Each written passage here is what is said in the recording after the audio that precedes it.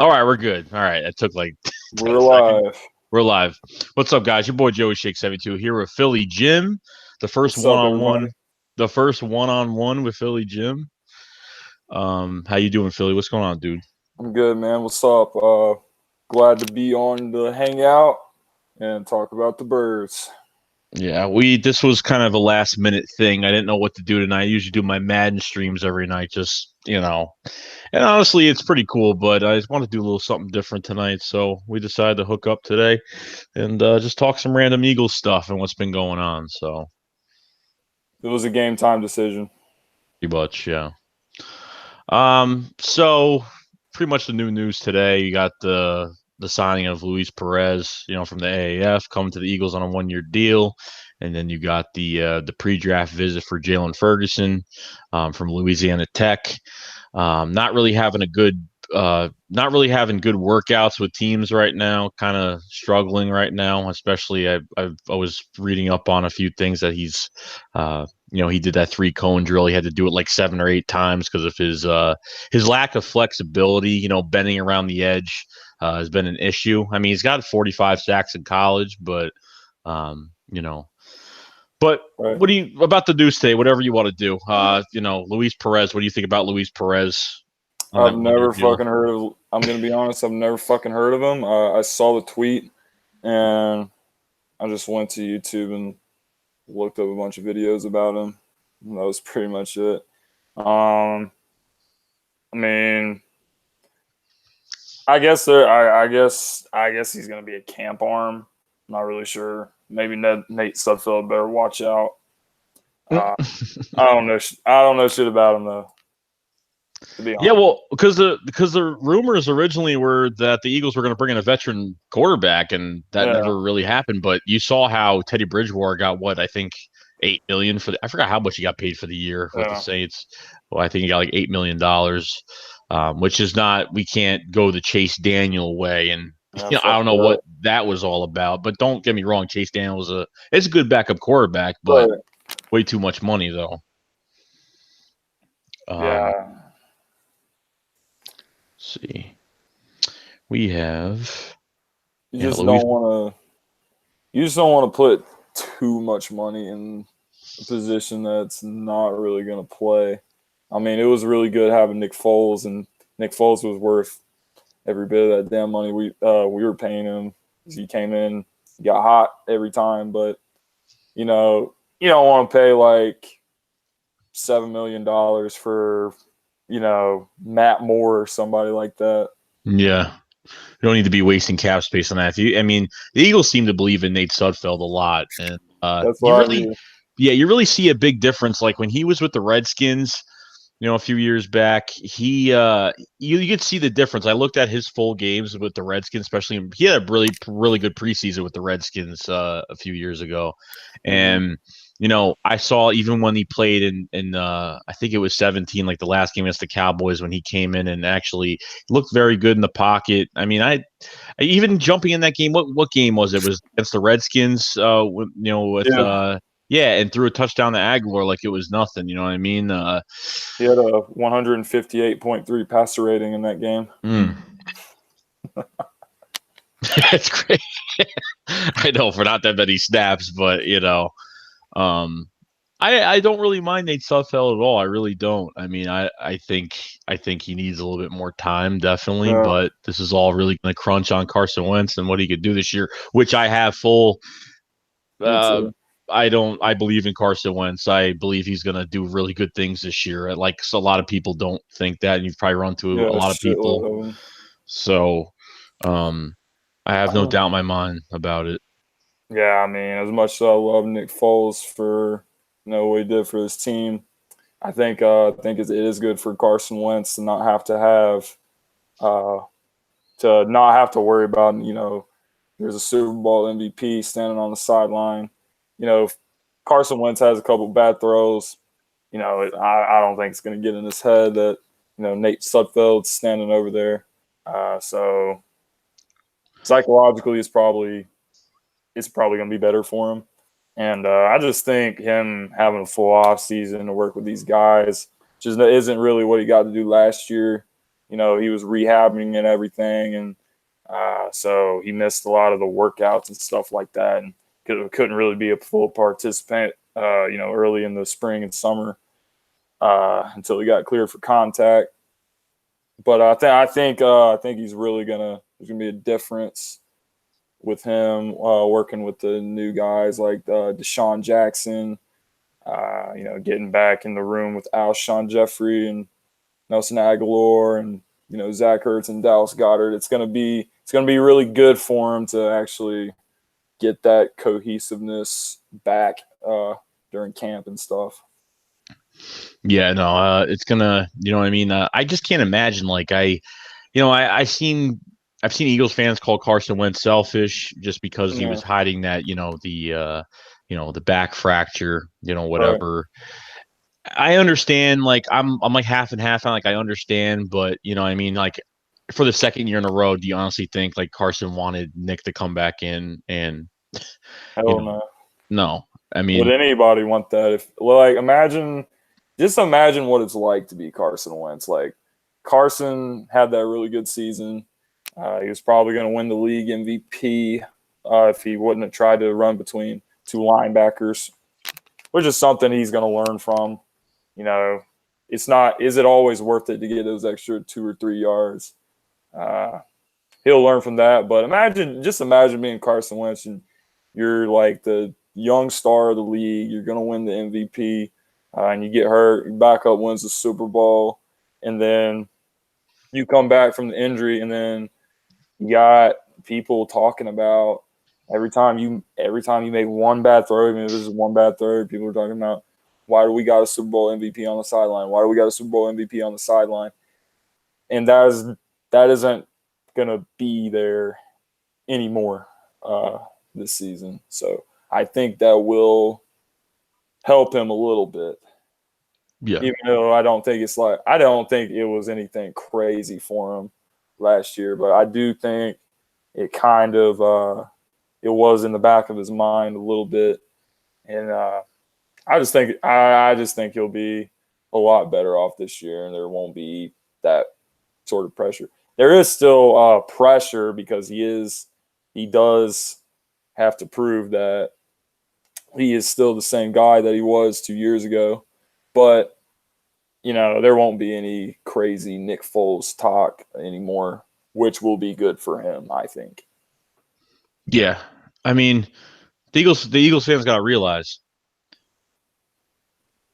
the Eagles picked up the option for $20 million, whatever it was. And then all of a sudden, Nick Foles paid that $2 million back to get his freedom back in the free agency. And that just tells you right there that Nick Foles didn't want to be here.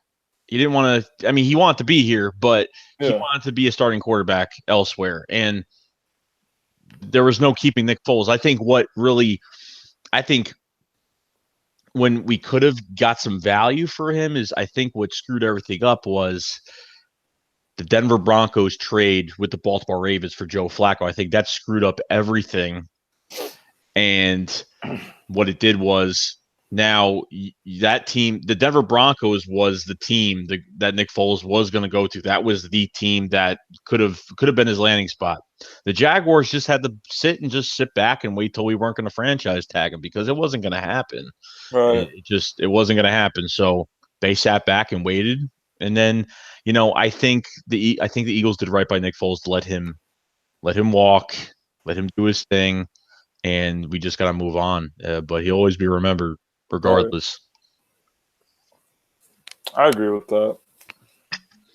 He's got a statue at Philadelphia. He'll never be forgotten. That shit ain't ever going to be forgotten.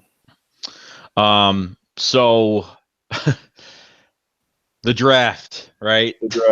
The draft. This is just 2 weeks from Thursday. It's getting there. It's coming. I don't want to read too much, especially I don't really read mock drafts too much. Like I hate, like after 2017, after that draft, I stayed away. I didn't believe the hype anymore. I mean, I just don't. But when you see these Eagles on these pre-draft visits, they're bringing in guys that are trade-up candidates right now. Shitload of them. A lot of them. Okay, you got Montez Sweat, you got Ed Oliver, you got Ed Oliver. I mean, Jesus, I mean, you have so many guys that, I mean, I don't know what they're going to do on day one. I don't know if they're going to trade up. I honestly don't believe they're going to trade back. I don't believe it. Maybe, I don't know. It depends, but it's really Yeah. hard not to go after a guy, especially how deep the defensive line is this year. I mean, I've never seen it so deep. Like, I've never covered so many guys, and we've covered so many damn guys. Yeah. It's crazy. Yeah. I mean, the only way I can see us trading back is if literally all the good defensive linemen that are not a guy that could be there in the second round, because the one thing you don't want to do is take a second round talent in the first round. Only way is if Jeffrey Simmons, Montez Sweat, Christian Wilkins, Ed Oliver, all these top defensive line guys, Jerry Tillery, all these guys are gone. If they're all gone, which I don't think is going to happen, but if they were, then that is the only way I could see us trading back.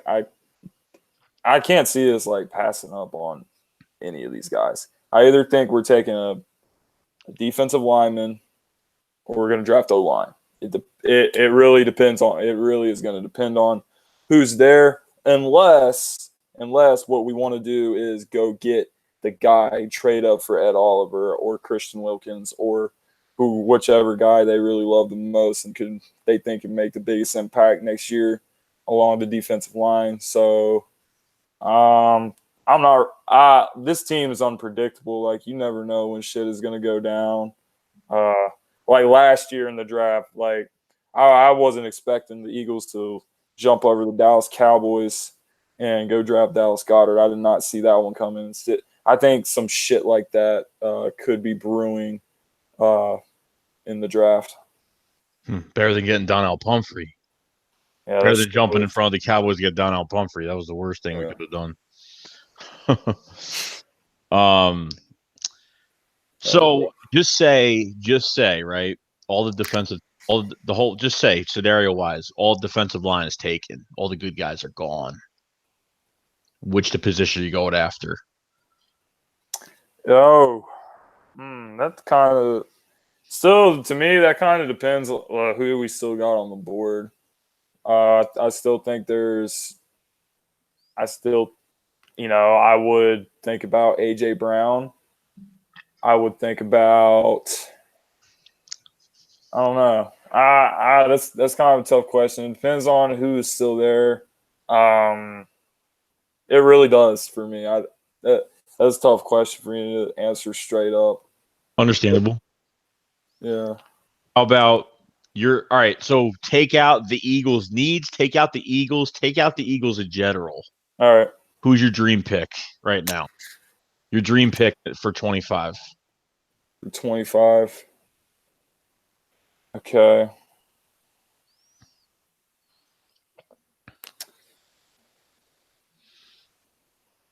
If I could have anybody in the draft, I like Josh Allen from Kentucky. Really, huh? Yeah. That's not bad. That's not bad. Who you got? Oh, man. I want a young stud linebacker. That's what I want. I get that. That's what I want badly. That's what this team needs badly. Because I know I just said take out the Eagles, but I want a stud linebacker. I just I would love Devin Bush. I would like Devin Bush. Even of course Devin White. I'd probably say Bush, Devin White, and then maybe Mac Wilson after that from Alabama. But Devin Bush would probably be my dream pick right now because honestly, LJ Fort in free agency, a guy that played special teams most of his career, has jumped through a few teams, and then really played very well near the middle to the end of the year with the Steelers last year, and actually they you know the Eagles brought him in because he's a very not only special teams but very good coverage linebacker, can cover tight ends, can cover running backs. So I see why they bring him in. And then, Nigel Bradham's getting up there, but he's still playing at a high level. Nigel Bradham is great. Probably one of the best free agent pickups we had in the past few years.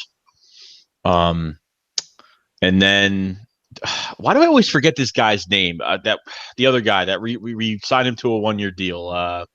Paul Worrilow. Dude, why do I forget his damn name? Because he never played. He never played last year. Towards ACL in camp. I always forget his name. I don't know why, but like when I remember Paul Worrilow at his days with the Falcons before he went to the Lions for the 1 year. But he was a monster all over the field. But hopefully, I hope he could play well. I really do. What about the flying Hawaiian, Camus Grugier-Hill? Depth. That's it. That's all. I really want him just to be depth. I mean, he didn't play bad. His coverage skills aren't the best, but I think as a downhill tackler, he's good. But as a coverage guy, not really that good. Yeah. It's he ain't great. No. But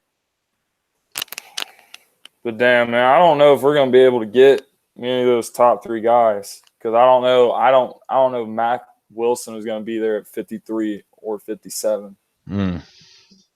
Yeah, that may be the move that, like I was talking about, like with Dallas Goedert. You just don't see shit coming and move up a few picks, and then you give him like the 53rd pick, and maybe you give him a 4th, and you move up, 6 or 7 spots, and then maybe you go grab him. But in the first round, I know we're not going to be able, unless we do trade up. It like I say, it's unpredictable, and you never know the Eagles' plans are.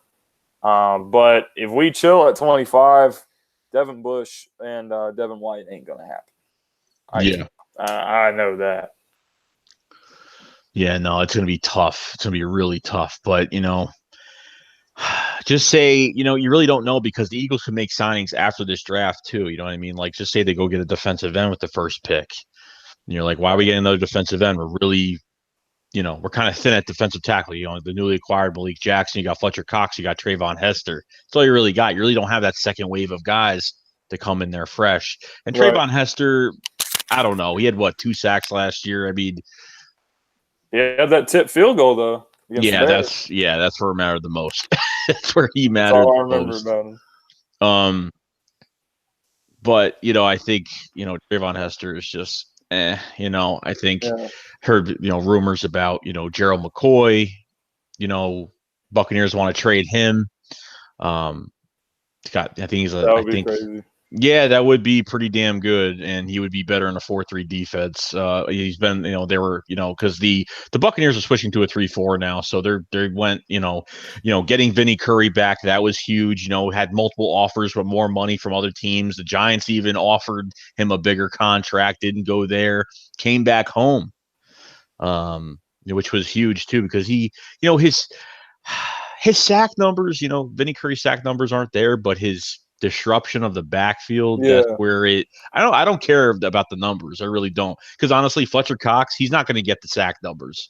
Because now at Malik Jackson here, where's the double team going to go? I'm thinking more towards Fletcher Cox. Malik Jackson gets the one-on-ones,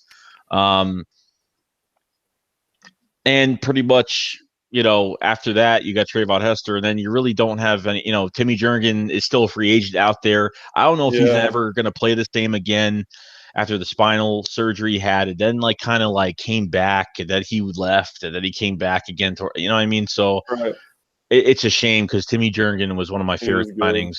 He really was. And the Baltimore Ravens developed very, very good defensive tackles. Very good. They're always defensive line. They always have the right guys at defensive line over there. Just like the Steelers always they produce very good receivers, as you can see. So with this first pick, man, Abid, you've already talked about it. Our first pick of the draft, which we both agree on, is Christian Wilkins from Clemson. Christian Wilkins. That's the guy. The That's the dude guy can for Philly. play. The dude can play all the positions along the defensive line. That's what you want. Like with Michael Bennett, when we had Michael Bennett last year, you could line him up. You can line him up inside, or you can line him up on the edge. In the Super Bowl, they did it with Brandon Graham. So, like that play where Brandon Graham gets the strip sack, he lines up inside, and he goes in there and gets Tom Brady. So I think Jim Schwartz likes to get players that can you can move them around all over the defensive line, and that's what you can do with Christian Wilkins. Yeah, not even the whole defensive line, but just think about like all of these players that we have now. Like you got safeties with corner background, corners with safety background. You have, you have, look what happened. Like we had 13 switches at cornerback. We had Devontae Bosby that was here, played horrible, had a really good offseason. Had a good offseason. I thought he was going to be a rising star, and then all of a sudden he can't tackle. The communication when you bring new guys to a defense, especially in the secondary, like they try to communicate for so long to get people lined up that because there are so many switches and so many changes, it's hard to get everybody set. So you had Chandon Sullivan, you had like I said, Devontae Bosby, and then actually played one of the best corners in the AAF, Devontae Bosby, that signed with the Chiefs, a week or two ago. Trey Sullivan's probably the only guy that could play, at the safety spot because he's been on and off this team for the past few years. Yeah. He's been, but when he comes in, he gets his playing time. Trey Sullivan does good work. But the safety position right now, Malcolm Jenkins, Rodney McLeod, the newly acquired Andrew Sendejo, which was probably the best pickup in free agency the Eagles made. Because Sendejo, we all know what he could do on the field as long as it doesn't cost us too many penalties. But anything over Corey fucking Graham. Yeah, you know what? Corey Graham did well his first year here because, good for him. I mean, he got another ring on his finger. He hasn't got a ring since Torrey Smith pretty much had a ring with the Ravens. So Corey Graham fit in well because we were stacked. All around him was stacked, and literally that's all that was. But since the injuries were piling up, defensive line was piling up with injuries, the cornerback position, safety position, it was getting really thin. So Corey Graham had a hard time. Plus he got hurt. So a little bit, little crazy, but for a 4-6 team going to the play, getting off the wild card and then getting to the divisional round is pretty damn amazing for a team, a resilient team. The way we played, I was proud of the guys, regardless we won or lost. You know what I mean? I didn't care when Alshon really dropped the pass. Yeah, I was kind of pissed off, but I wasn't like, we did what we could with what we had, and when this team is fully healthy, you could see another good run by the Eagles this year, an even better run. Yeah, I mean, if you look at the team, it looks like you look at that 2017 team, even, after trade that deadline when they got Jay, and you look at the team you got right now, this is before, we even draft. You might say this team is better. You got, instead of Torrey Smith, you got Deshaun Jackson. You got LeGarrette Blount, 2017 team.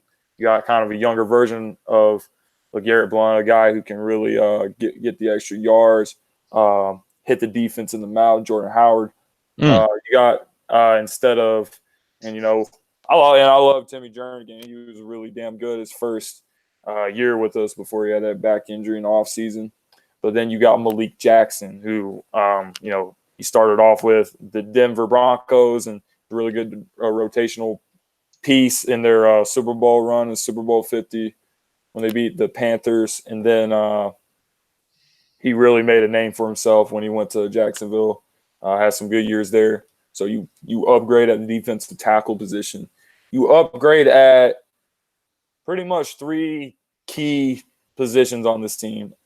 What I think is going to make the biggest difference, though, is you have, even at 32 years old, you have Deshaun Jackson who can take the top completely off of a defense. And I mean completely off. I think I even think last year he still led the league in yards per catch, yards per reception.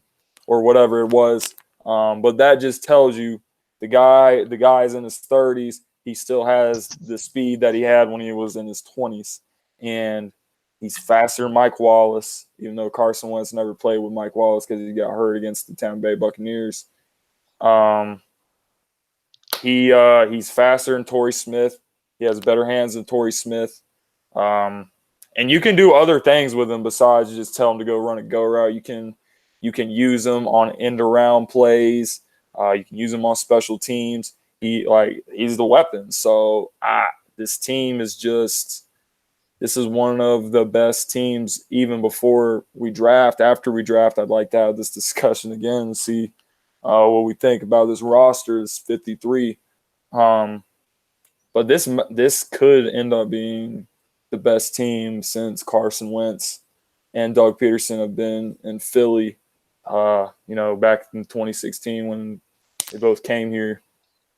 This really could be the best team that we put together, talent-wise.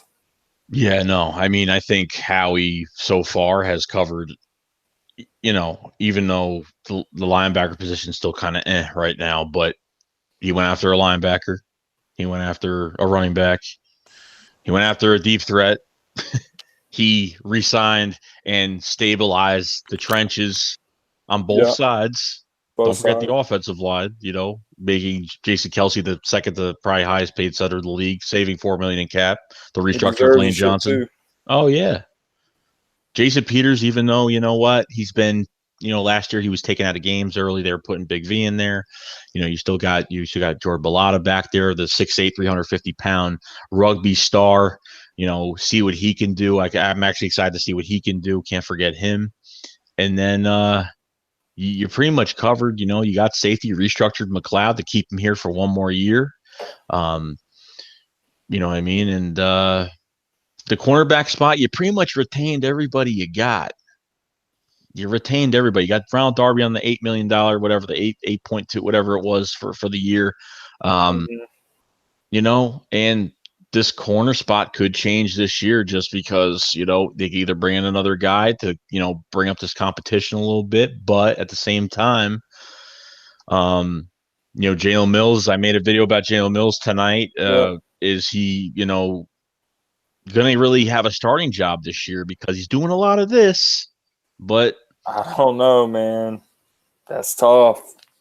Avonte Maddox, played really well. Maddox played his ass off when he got his opportunities. And yeah, I think he showed, like we were just talking about this, how you like players that Jim Schwartz, he likes the players that you can do different things with them on defense. You can do different things with Avonte Maddox. He can play safety, he can play slot, or he can play outside corner. He played all three last year. He made some really big plays. I was just thinking about two plays that he made that sticks out to me. The one is he made that interception against the Rams. And the second one was against the play he made against the Bears. He didn't get his feet in bounds, but he just showed how freaky of an athlete he can be. And like that play was crazy as hell. I remember watching that shit. It was late in the first half. But Maddox, man, I think Maddox has to be in the starting lineup. I don't even think it's a choice. And then is Darby going to be the other starting corner? I don't know. But one thing I do know is that Jim Schwartz apparently really, really, really, really, really, really likes Jalen Mills. So he probably will find a way to be in the starting lineup, even if it pisses everybody off. But there's part of me that thinks Jalen Mills or Russell Douglas could be on the way out. And I don't know which one it's going to be. But if let's say all the defensive linemen are off the board that they really like that, are worth a first round pick, right, or a first round talent. Let's say they really like DeAndre Baker and they want to take him at 25. I just don't see how you can keep all these corners? Like, you're going to really keep every single one of these corners, or you're going to trade one of them for a pick or something? I think I could see that happening if they did end up with DeAndre Baker or somebody. That's just my opinion about it. Yeah, not only the cornerback room, but not even trade bait for the cornerback room, but you have trade bait for the running back room too, because it looks like we're gonna have a brand new revamped running back room right now. Because Adam Schefter, as we all heard, might be adding another running back, and I don't think they're done either. The Duke Johnson rumors still brewing. Eagles still in it. Don't know what they're going to give up. I'd say a mid-round pick. I mean, I don't see anything fascinating about it, but Fourth tops. We don't got a speed running back. We don't got that speed running back. We don't have that guy that could, run east to west, like just a guy that's used for, dump off passes, making, just somebody that could at least put in any spot you want on the field and really, go by linebackers. It doesn't even matter at this point, but that's the position of need for sure. Yeah. And I could see why the Eagles are so high on Josh Jacobs. And, Joe Panunzio, the ex-Alabama running back coach, is now part of the Philadelphia Eagles coaching now. And I don't know what position. They never even revealed what position he has. So with Joe Panunzio here, they have very good insight on Josh Jacobs. They met with him at the Combine and then the pre-draft visit. And so I just don't know if getting a running back in the first round is really the smart choice with how much other talent that there really is right now. I think maybe if they get Duke Johnson, they will not touch any running back in this draft. No, honestly. They won't. But apparently, the last thing I heard about the whole Duke Johnson thing, that it was quote unquote not close at this time. But shit can change. The teams aren't going to give the Browns a high draft pick for Duke Johnson. So they may be holding out for nothing. I don't think they can get anything more than the fourth. I could see us, maybe we trade one of our DBs. Maybe we trade one of our DBs and we get another fourth round pick for Rasul Douglas.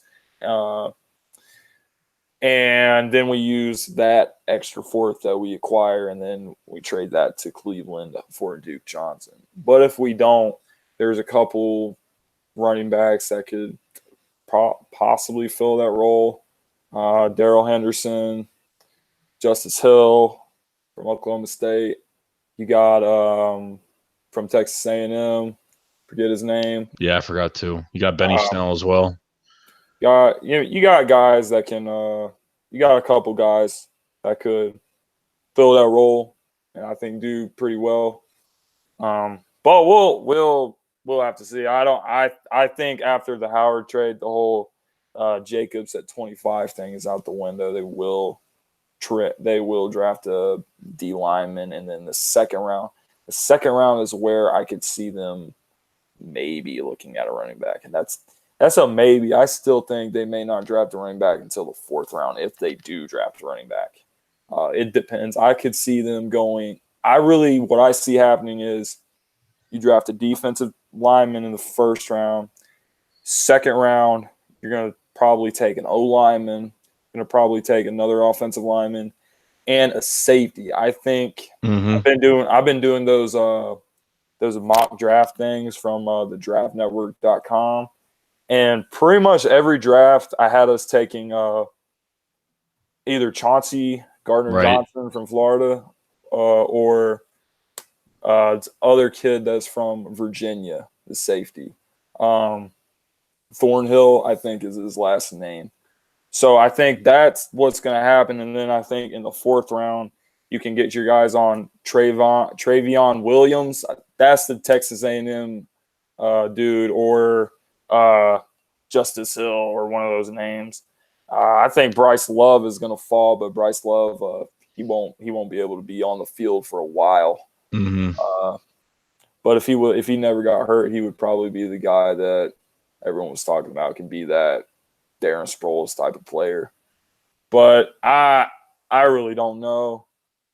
I really don't know, but I would try to get Duke Johnson before I would use a pick, because if you don't have to use a pick this year on a running back class, the class is okay. It's an okay class, but it's not a great class. There's no Saquon Barkley or Ezekiel Elliott or a guy like that in this class that you just have to take. I think there's some good guys in this class, but I also think there's guys that are just guys, So if you don't have to use a pick and you can use that pick somewhere else, you can use that up depth position. You get depth for the O line. You get I don't know. You could draft another corner if you do get rid of. Oh, this shit sounds crazy with the amount of corners we have, but the Eagles apparently like a bunch of corners. They like that Penn State corner that I can't pronounce his name. Yeah. There's no point. There's no point in saying his name's a fucking nightmare. And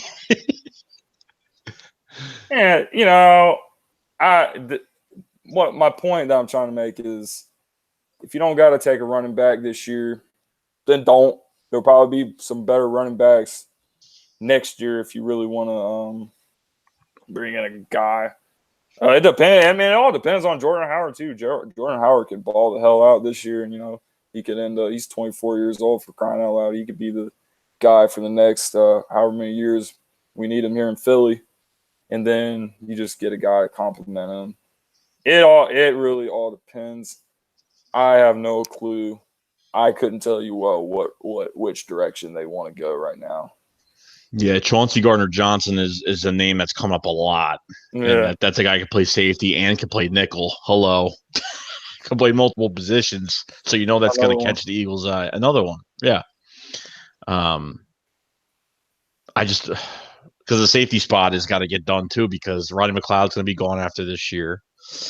Malcolm Jenkins is going to retire probably. I'd say he's got another 2 years left, probably at the end of his contract. And then you got to find those safeties. You got to find at least one now, at least draft one. I don't care if it's Chauncey Gardner. I wouldn't mind, defensive line, offensive tackle or whatever. And then you go get a safety. Right. And then, whatever else they kind of want to fill in and see what they could do. I wouldn't mind. I don't doubt they're not going to draft a corner. I think they'll draft a corner in this draft, but probably not a very good one. Maybe someone that surprises us. I don't know. But when they're bringing in a lot of corners, it's kind of scaring me a little bit, just because I don't want them to be too high on somebody. Like, if you're not going to get a Greedy Williams, if you're not going to get a Byron Murphy, the Penn State corner, I on this DeAndre Baker, I honestly don't know what options they're really going to have, but they need to figure out what they're doing.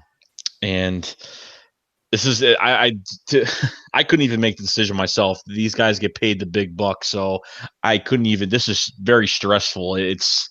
The draft is always stressful, and reading, and that's why I try not to read too much. I try not to read too much stuff, because the mock drafts, I've seen a lot of mock drafts taking a corner or a safety in the first round. I don't know why. Every single one. Like, I saw Pro Football Focus. Pro Football Focus had us taking Byron Murphy at 25. Okay. And I think it was ESPN, Daniel Jeremiah. He had the Eagles taking DeAndre Baker in the first round. No. 25th overall pick. Get the hell out of here. Then, to top that off, in the second round, he has us taking another corner with the 53rd pick from Virginia Tech. So he has us taking a corner with our first two picks. So we're going to end up with 9 corners on our roster? Yeah, that's too much. At that point, I just asked myself, why the hell do these guys get paid? If they draft a corner or a safety in the first round, I'm going to flip my shit. And it's going to flip. And it's going to flip. It's going to be a rated R video. That's what's going to happen, and I'm not going to be happy. If we get Byron Murphy, am I going to be so upset at the world? No, because Byron Murphy is an all-around, could do everything type of corner. Very athletic, nose for the ball, great coverage skills, physical, can lay the boom on somebody coming down for a tackle. Byron Murphy's a good cornerback from Washington. He's not bad at all. I like Byron Murphy, but you cannot skip out on it. You can't every year. You cannot just. You can't go in free agency every year and just sign these 1 year deal, these 1 year old pass rushers. I'm not saying that it's a bad thing. I'm not saying you can't bring in one or two, but you gotta build some guy. If they get a young stud, that's why like if they go get a Christian Wilkins, you can go get. I don't know if Chris Long's coming back. They could sign another defensive. They could sign 2 defensive tackles. Who knows? I don't know how many they want to keep. I'm thinking they want to keep what, like 1, 2, 3, maybe 5 guys. I'd have to say 5 for defensive tackle because 4 is not enough. You at least need one more. For injury purposes, whatever. And then if they went out and moved up for a Montez Sweat, okay, you get Montez Sweat at 25, and then you go in free agency, maybe go get Gerald McCoy. And you know what I mean? So it's one hand wash the other. So you're going to see if the Eagles go after a D tackle, look out for them trying to sign another D. I don't know. I don't know what it is. They can go after a D tackle in the draft and sign a D tackle in free agency, or they could go get Montez Sweat and then sign Gerald McCoy. I mean, it's hand in hand. It could happen. I mean, we're gonna see what happens, but I like these running backs in this draft too, but I mean, we got, you know what I mean? Like Corey Clement's still going to be here. I mean, what are you going to do? You're going to go get Duke Johnson, and then you're going to go draft a running back, and then you're going to get Sproles. I mean, there's too many guys. I mean, it's Darren Sproles. I got a feeling he's going to retire. I don't even think. I think so too. I think he's done. I think he should be done. I wouldn't mind him back, but we need to get going with. We need to move on. We can't I like Sproles, but you can't just keep bringing back the same old ass guy, man. I remember Darren Sproles getting hurt in the home opener, and I don't know what the hell happened to him after that. Like for weeks, I was like, "Does anyone know if Darren Sproles is still alive?" Next thing you know, they say he's coming back. Next thing you know. Oh, he tore his hamstring at practice. Doesn't come back until the Cowboys game, the second one. I don't remember when the hell he came back, but it was a long time. And during that time when we got hurt at practice, I was like, yeah, this is the end of an year. I mentioned this too. If the one thing I noticed about even 2017, right? And Darren Sproles was used way too much. I mean, Doug was using him way too much. I mean, this guy's 33 years old. Like you gotta you can't be running him like crazy. Okay. Some of these injuries are a blessing in disguise because you got Darren Sproles in the opener getting hurt. We probably wouldn't have found out what Corey Clement can do that whole year if he didn't get hurt. And then Corey Clement got his chance and did really well. And then 100 receiving yards in the Super Bowl, caught that amazing catch that Nick Foles passed over 3 defenders. I mean, and knowing from a guy from Wisconsin that was not featured as a catch out of the backfield type running back, he did pretty damn well, and the Eagles turned him around pretty damn good, and he played really well. So. And then you have the cornerback position where another blessing in disguise. All these guys getting hurt, like Ronnie McLeod, you got Jordan Hicks on and off the field. Even with Jalen Mills was out for the year. You get a chance. Avonte Max gets his chance. You know what I mean? And Darby, yeah. And then Avonte Max gets his chance. Cravon LeBlanc from a practice squad comes right in here. He put the straps on that slot. Yeah. I love Cravon. Cravon, I mean, follow him on Twitter. Like, I mean, he loves this team. He loves the Yeah. guys. I've never seen such a brotherly defense. They just hand in hand. They're together, and nickel's a fucking hard position to play. Like, you got to have like the best mirrored instincts, He has and them. he has it, and the plays that he made, and Oh my dude, what gosh. I didn't realize, I was watching old games. So what, 2017, the Chicago Bears, when they Mm-hmm. only had Trubisky and they didn't have anybody, it was like a horrible team, and we murdered them at home. When J.J. went up the field, got free, who came behind him to strip the ball? Cravon LeBlanc, and that's when it rolled in the end zone. And Nelson Aguilar jumped on it. Mm-hmm. Didn't realize that was him until I rewatched that game just for shits and giggles.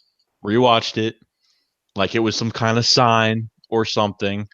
Um, but When even I first, Jim Schwartz said that too. Jim Schwartz said, "I never heard of Cravon LeBlanc." I'm like, oh, gem, shit. gem. Yeah, I mean, when I first heard we were getting Cravon LeBlanc, the only thing I could say was that's the guy that Carson Wentz put in the washing machine against the Bears. Like he made that play where it was like a screen pass, and then he made the spin move and he ran for that Mm-hmm. first down. Yup. But Cravon is a beast, bro. The like I said earlier about Maddox, he made that play against the Bears that really sticks out to me. That play that Cravon made at the end of the first half, where Anthony Miller for the Mm-hmm. Bears is basically wide ass open. Cravon LeBlanc goes down there and he makes sure like he does not complete the process, and he just takes the ball out of his hands. Those are like the effort kind of plays that you are looking for. And the dude plays with the guy has the energy, he brings the juice, he has all the swag. Uh, I really like Cravon, man. He can put the straight up strap on the slot. He is big time. Oh yeah. And then the Saints game in the playoffs, that The first throw, interception. and he's ready for it, and he's ready for it, and he's got such good speed, and he's never off balance. The guy is always ready, focused. This guy just made himself a career in Philadelphia, literally. I mean, you know how much money we just saved by having Maddox play and Cravon LeBlanc play. Imagine if we didn't have both of them. Probably wouldn't be in the playoffs. Probably would be spending money on a corner right now.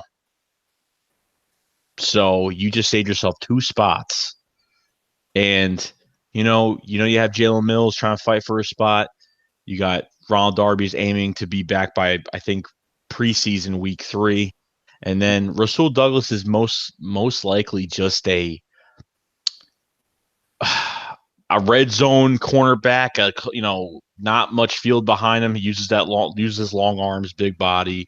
They kind of use him like, because even Russell Douglas, man, like he could have had like 5-6 picks, what I mean, a few years ago. Even in 17, he dropped some balls, but he led the whole country in interceptions at West Virginia that year when we drafted him. So with 9, I think. Mills is the dude that needs to be a red zone corner. Mills can't play any other position.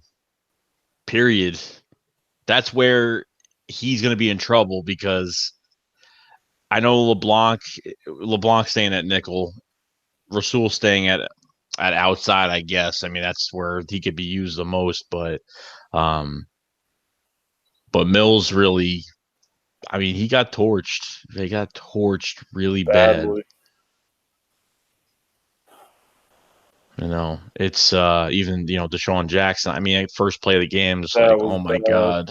I'm like, oh my god. Of course, I think the only downfall, even with Avonte Max, I think the only downfall to him, I think Anthony Miller and Allen Robinson, that Bears game, they did, they started doing the double moves a little bit, and they did it a few times on Maddox, and he kind of fell for it. But it's hard, man.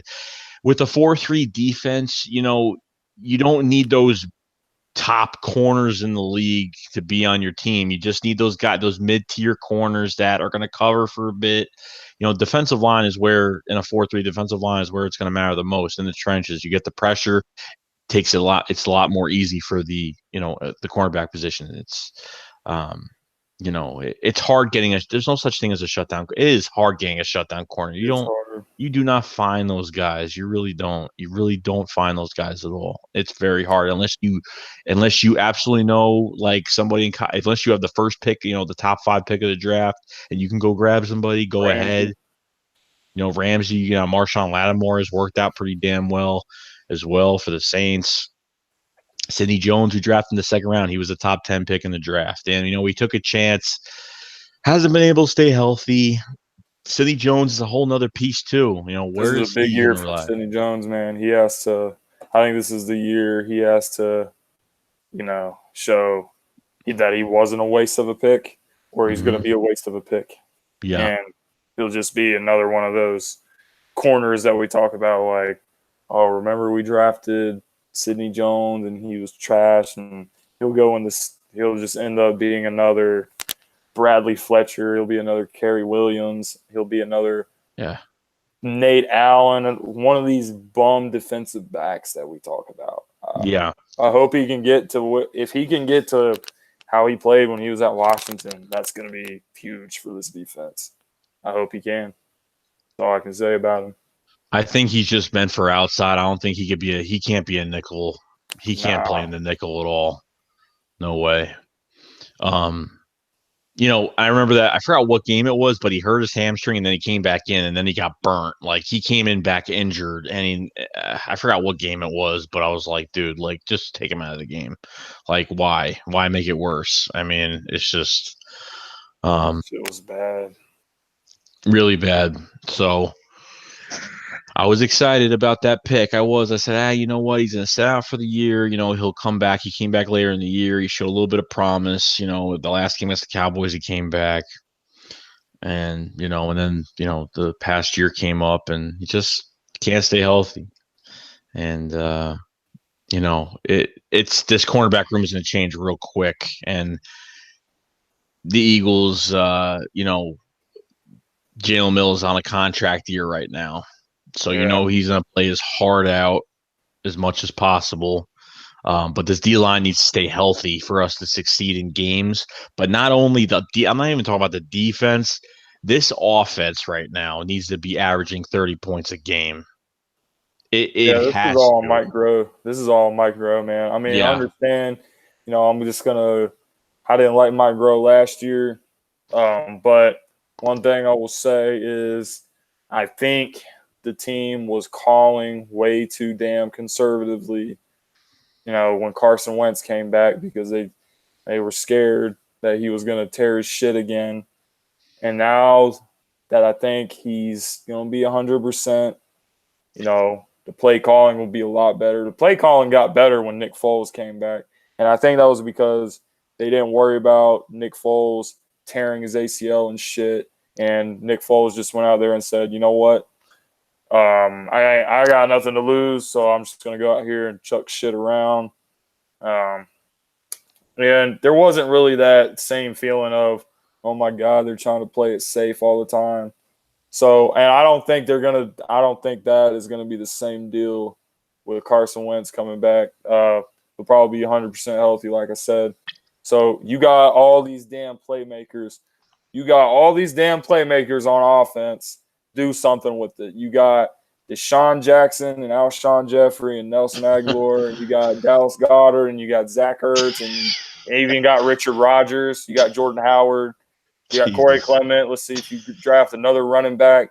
Let's say you get Darrell Henderson, and you got Darrell Henderson and Jordan Howard and Corey Clement, and you got Dallas Goedert, and you got Zach Ertz, and you got all these wide receivers. Like, do something, bro. I have to laugh. I have to laugh because it's just so overwhelming with all those names. I can't think of one name that's just not good at all. Like, we don't have that all-star bell cow running back, but we don't need it with the system. We won a Super Bowl. We won a Super Bowl with the – yeah.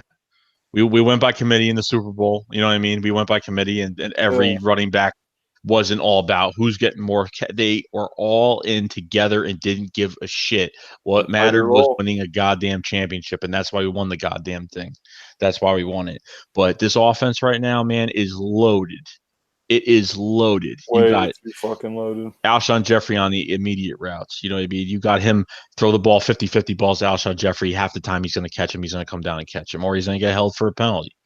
You know, Zach Ertz and Dallas Goedert, great combo. You know what I mean? Yeah. I don't know what the fuck teams are going to do, man. I just don't. I just don't know how you can double team any of these guys. Any of them. I can't. I just don't. No. I just don't know. And because it's going to make shit way easier to run the ball because you're going to have they ain't going to want to load the box when you don't want to load the box with Deshaun Jackson on one side with the one-on-one. No. Alshon Jeffrey with the one-on-one with the corner. Not a lot of safety help over there to help him. You don't want to do that shit or you're going to get torched. You're going to get lit up through the air. So that's going to make, the running game so much easier. And Jordan Howard can find the holes and, he's not like LeGarrette Blount. He's a little bit different than LeGarrette Blount because he kind of has better feet and he can move laterally. He's got some moves. He's got some moves. Yeah. Right. He could go east to west a little bit more than LeGarrette Blount can. Yeah, I mean, I'm not saying he's like shady, but he can make somebody miss and get go get some more yards. I mean, you just can't fuck around and try to stack the box. You stack the box, yeah, you're gonna shut down Jordan Howard, but like I said, you're gonna get lit the fuck up through the air. So you don't want to do that. So at the end of the day, this is all Mike Groh. If Mike Groh can't come up with a good game plan, I don't know what the fuck to say. I really don't. Yeah, I don't know either, bro, because last year I couldn't even tell if is it Carson Wentz or is it Mike Groh? I mean, I couldn't even tell. And then to the point where Carson Wentz was just throwing picks. I mean, he was getting killed. I mean, just killed in the backfield. I mean, to the point where he made everything so obvious. Like the way he gets the ball in his hands, he sits there and he's looking like at one person the whole time, and his slow backwards motion with his hand to throw the ball, like it looks so obvious where he's throwing the ball. Then the handoffs, he's like hikes the ball and then just does this for like 10 minutes. I mean, how can nobody read that? And then Mike Groh, even with getting Golden Tate, I mean, then Mike Groh doesn't even know how to use in the press conference. Doesn't even know how to use. I don't know how to use. I mean, what? That was a huge red flag when he said that. I was like, that is a huge fucking red flag. That we traded for a guy. We gave him a third-round pick, which could turn out to be a pretty good player in the draft. You can get good players in the third round. Of course. This dude says, "Oh, well, I don't know how to integrate Golden Tate into the offense." At this point, I was like, "Man, we're fucked with this guy." He should have turned. They should have gave him a box. This is what I said. I was kind of savage about it, but I said, "Hey, I'll go get him a cardboard box and take it to the NovaCare complex and help him clean out his desk and shit." But we're gonna see if he's really that bad. Because if you got all these players and you're still that bad, there's just no hope for you, man. There's just no hope. No, and if anything happens, they're gonna have to at least try to. I'm just hoping that doesn't happen. I'm really hoping that we do pretty good with what we have, and losing Frank Reich was huge. That was big. And look what he's doing with the Colts now. They got all this cap space. They're signing good players. They're being a little conservative. They're not overspending. They're not being the New York Jets where they're worried about changing their damn uniforms and actually winning the division for once. Those ugly ass fucking jerseys. Looks like a fucking high school jersey. Yeah, it does. It really does. Oh, I had to fix that. Okay. It's horrible. Um, But yeah, man, this is on Mike Groh. yeah, it really is. You have everything. And honestly, it's like Carson Wentz is in control because he's in the game, but at the same time, Carson Wentz is going to be Carson Wentz regardless. He's gonna be smart. I've seen him. He's been sliding a lot more. He's been going to the sideline. You know what I mean? He's not being stupid. 2017, he didn't give a shit. He would run He up didn't give a fuck. and he would fake people out. He would just get as many yards as he possibly could. He didn't care at all. Did not care. Um, so you can have something special this year. You really can. Um, but it's all about you know, you with this roster, Micro has no excuse with this roster, with this offensive roster right now. There is no excuse to see miss. I mean, every team better have a good corner because I'm telling you right now, like Deshaun Jackson knows he's not going to be the focal point of the offense like he was earlier in his career. He's not. He's just going to be that one trick pony. Put him on the field. He's a decoy. Torrey Smith was a decoy too. Only had a little over 300 yards, not much. But in the playoffs, he made some crucial catches. In the Falcons game and the Vikings game, of course, for that touchdown and the flea flicker. Yep. So you have. I'm glad Deshaun's back. And I think he's forgot, everything is, forget about the past, on with the future, going to retire an Eagle. I'm glad he's, you know what I mean? He shouldn't have left in the first place, shouldn't have happened. The one player shouldn't have left was him. Another player, McCoy, shouldn't have been gone, you know what I mean? But, the past is dead. It is what it is right now. But, yeah, he definitely put the shit behind him because the TMZ paparazzi walked up to him and said, how you feel about coming to Philly? And he was like, I want to stack titles on the wall. I was like, okay, Deshaun. Yeah. Yeah, no, I mean, he's definitely happy to be back. He was very jealous of this team. Pissed. Like, he was definitely jealous. Like, he's sitting home. He's like, the damn Eagles are beating the Patriots in the fucking Super Bowl. Like he was happy for the city, but at the same time, he was like, man, I need to go back there. And that's where I belong. He should have never been a Redskin. Never. Shouldn't have even been. He was released. He wasn't even traded. He was flat out released. And he forced us sign there because that's how much it hurt him that he wanted to go to the division and just to take a shit on us. I was at that game in 2014. I was 14. That Deshaun Jackson's homecoming as a Redskin.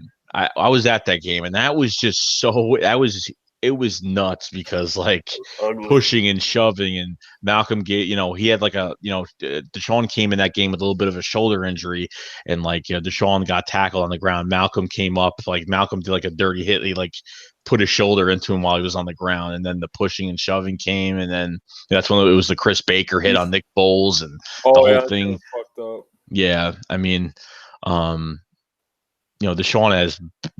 has. I mean, even when he was with the Tampa Bay Bucks, I mean, no, I think it was with the Redskins. He get his second year, and he was he was on TV, and they do they interview guys on NFL Network and stuff. He's like, when I play the Eagles, it's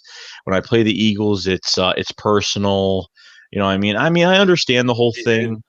I understand it. You know what I mean? But at the same time, it was mostly Chip Kelly, and yeah.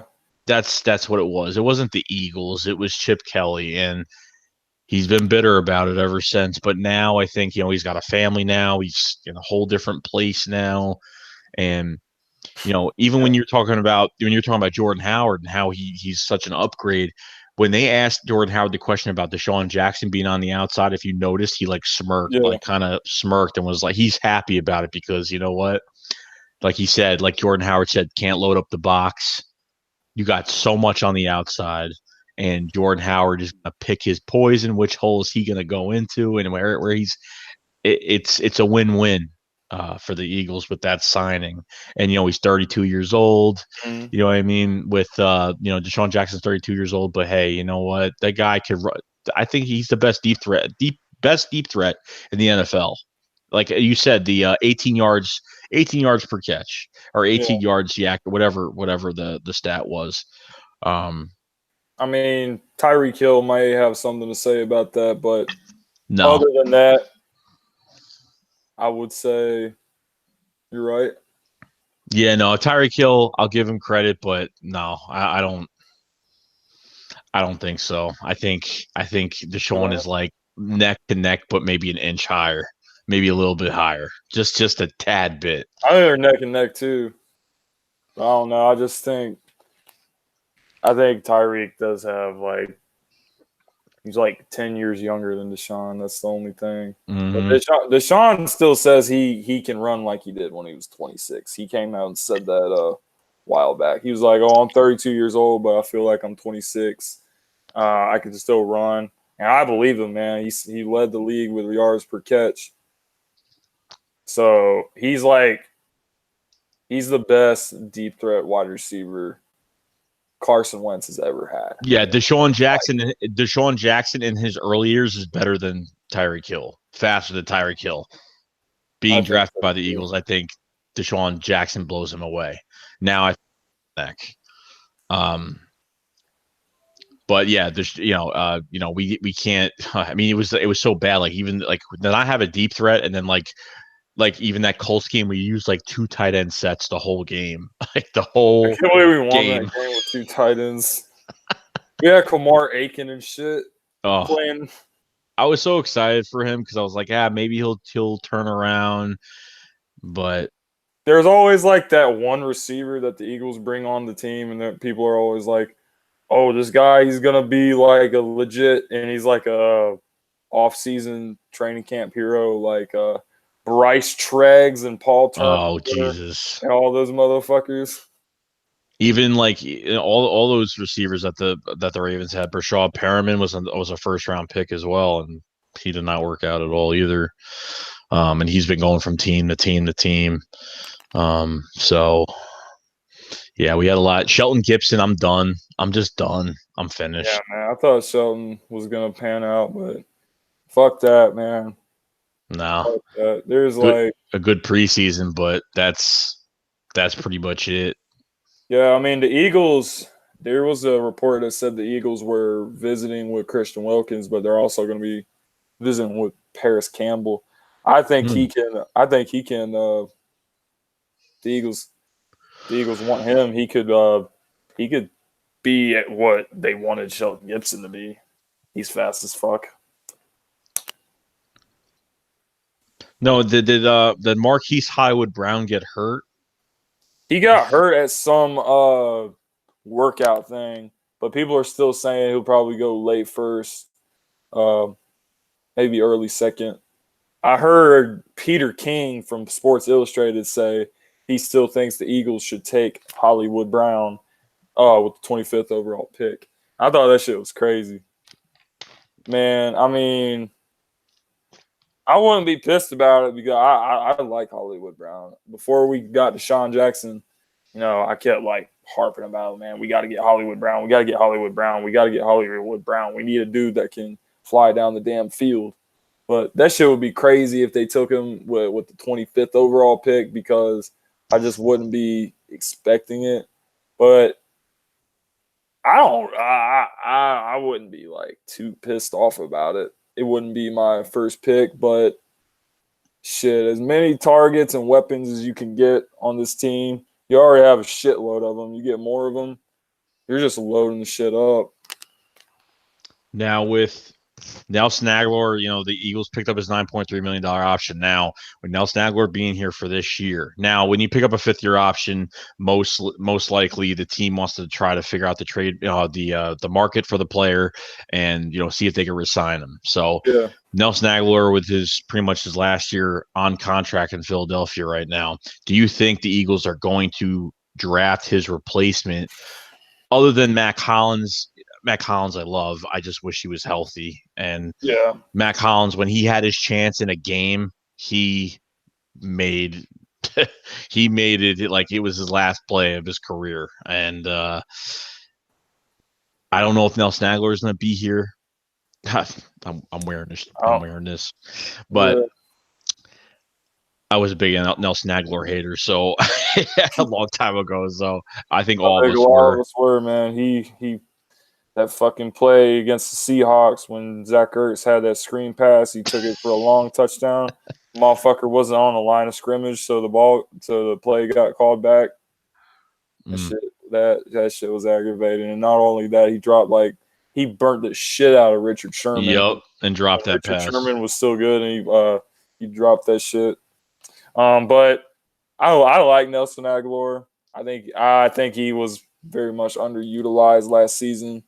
But I'm not sure, man. Like you say, it depends on what his market really is. I could see them draft. In fact, I do see them drafting another receiver, not only possibly to replace Nelson Aguilar, but just to get another receiver in the room, push that receiver room, because competition is always a good thing. You want to. You said you like Mac Hollins. Mac Hollins, he people pretty much forgot about his ass, because pretty much thought he died. He had a groin injury or something, and then nobody never really had any updates or news or anything about how he was doing. So it was kind of a weird. That's the thing. This medical staff was all sorts of fucked last year. But you want to get a guy in this draft so you can bring him in the receiver room and you push Mac Hollins, push Nelson Aguilar, push Shelton Gibson, whoever else we got in this room. Guys that not necessarily like the starters, but the guys I'm more so leaning on like Mac Hollins. You want to bring in another rookie to like try to push Mac Hollins so Mac Hollins can go to the next level. Right. Or can just get some more competition in the slot receiver room a little bit. Yeah, because you said underutilized with Nelson Aguilar this past year, and definitely was because Carson Wentz was just eyeing Zach Ertz. I mean, Aguilar just disappeared. I mean, Nick Foles gave him a lot more chances, but I think Nick Foles, loved Alshon Jeffrey. Had really good chemistry with Alshon Jeffrey, but Aguilar just brings excitement. He goes out there and just has fun. Like he doesn't think too much. He just goes out there, has fun. I mean, even during the Houston Texan game, Nick Foles throwing that bomb to him, beating Tyrann Mathieu, just going at it. So, I mean, Aguilar has really turned it around, but we'll have to see what lies at the end of the year and see what they're going to do at that position. They'll definitely fix that position after this year. There's no doubt in my mind. They're not going to keep it. They'll have a plan in place for that if Nelson Aguilar, if he, decides to go. But it's all going to be about this play calling this year. I still think they gotta bring in another receiver. I don't think it's gonna be early in the draft. I think it could be in like the 5th round or something. But we did lose Jordan Matthews, and Jordan Matthews made some plays for us down the stretch last year. He really impressed. I wasn't really expecting much when he came back. But I just think they kind of need like one more receiver to bring in just to add more depth to the position. Not only for competition reasons, make the room better. I think they could use one more receiver just so they have a little bit more depth than they have right now. But I don't consider it like a major need. Yeah, no, not a major need, no. I mean, they need to go after positions that are pretty empty right now, and they need to go after high top talent as much as possible, especially with that first pick, because that's what it's all about. And, you have little bit less depth at the D line right now. It's getting a lot better now, but I don't even know if Chris Long is even coming back, because first it was like, oh, I want to see what the Eagles do, and then next time it's like, yeah, I don't know what's going on. I don't know what I want to do, and he's still on contract for another year, but that's it. But the Eagles could cut him, and they'll actually get cap space back for him. I forgot how much, a few million.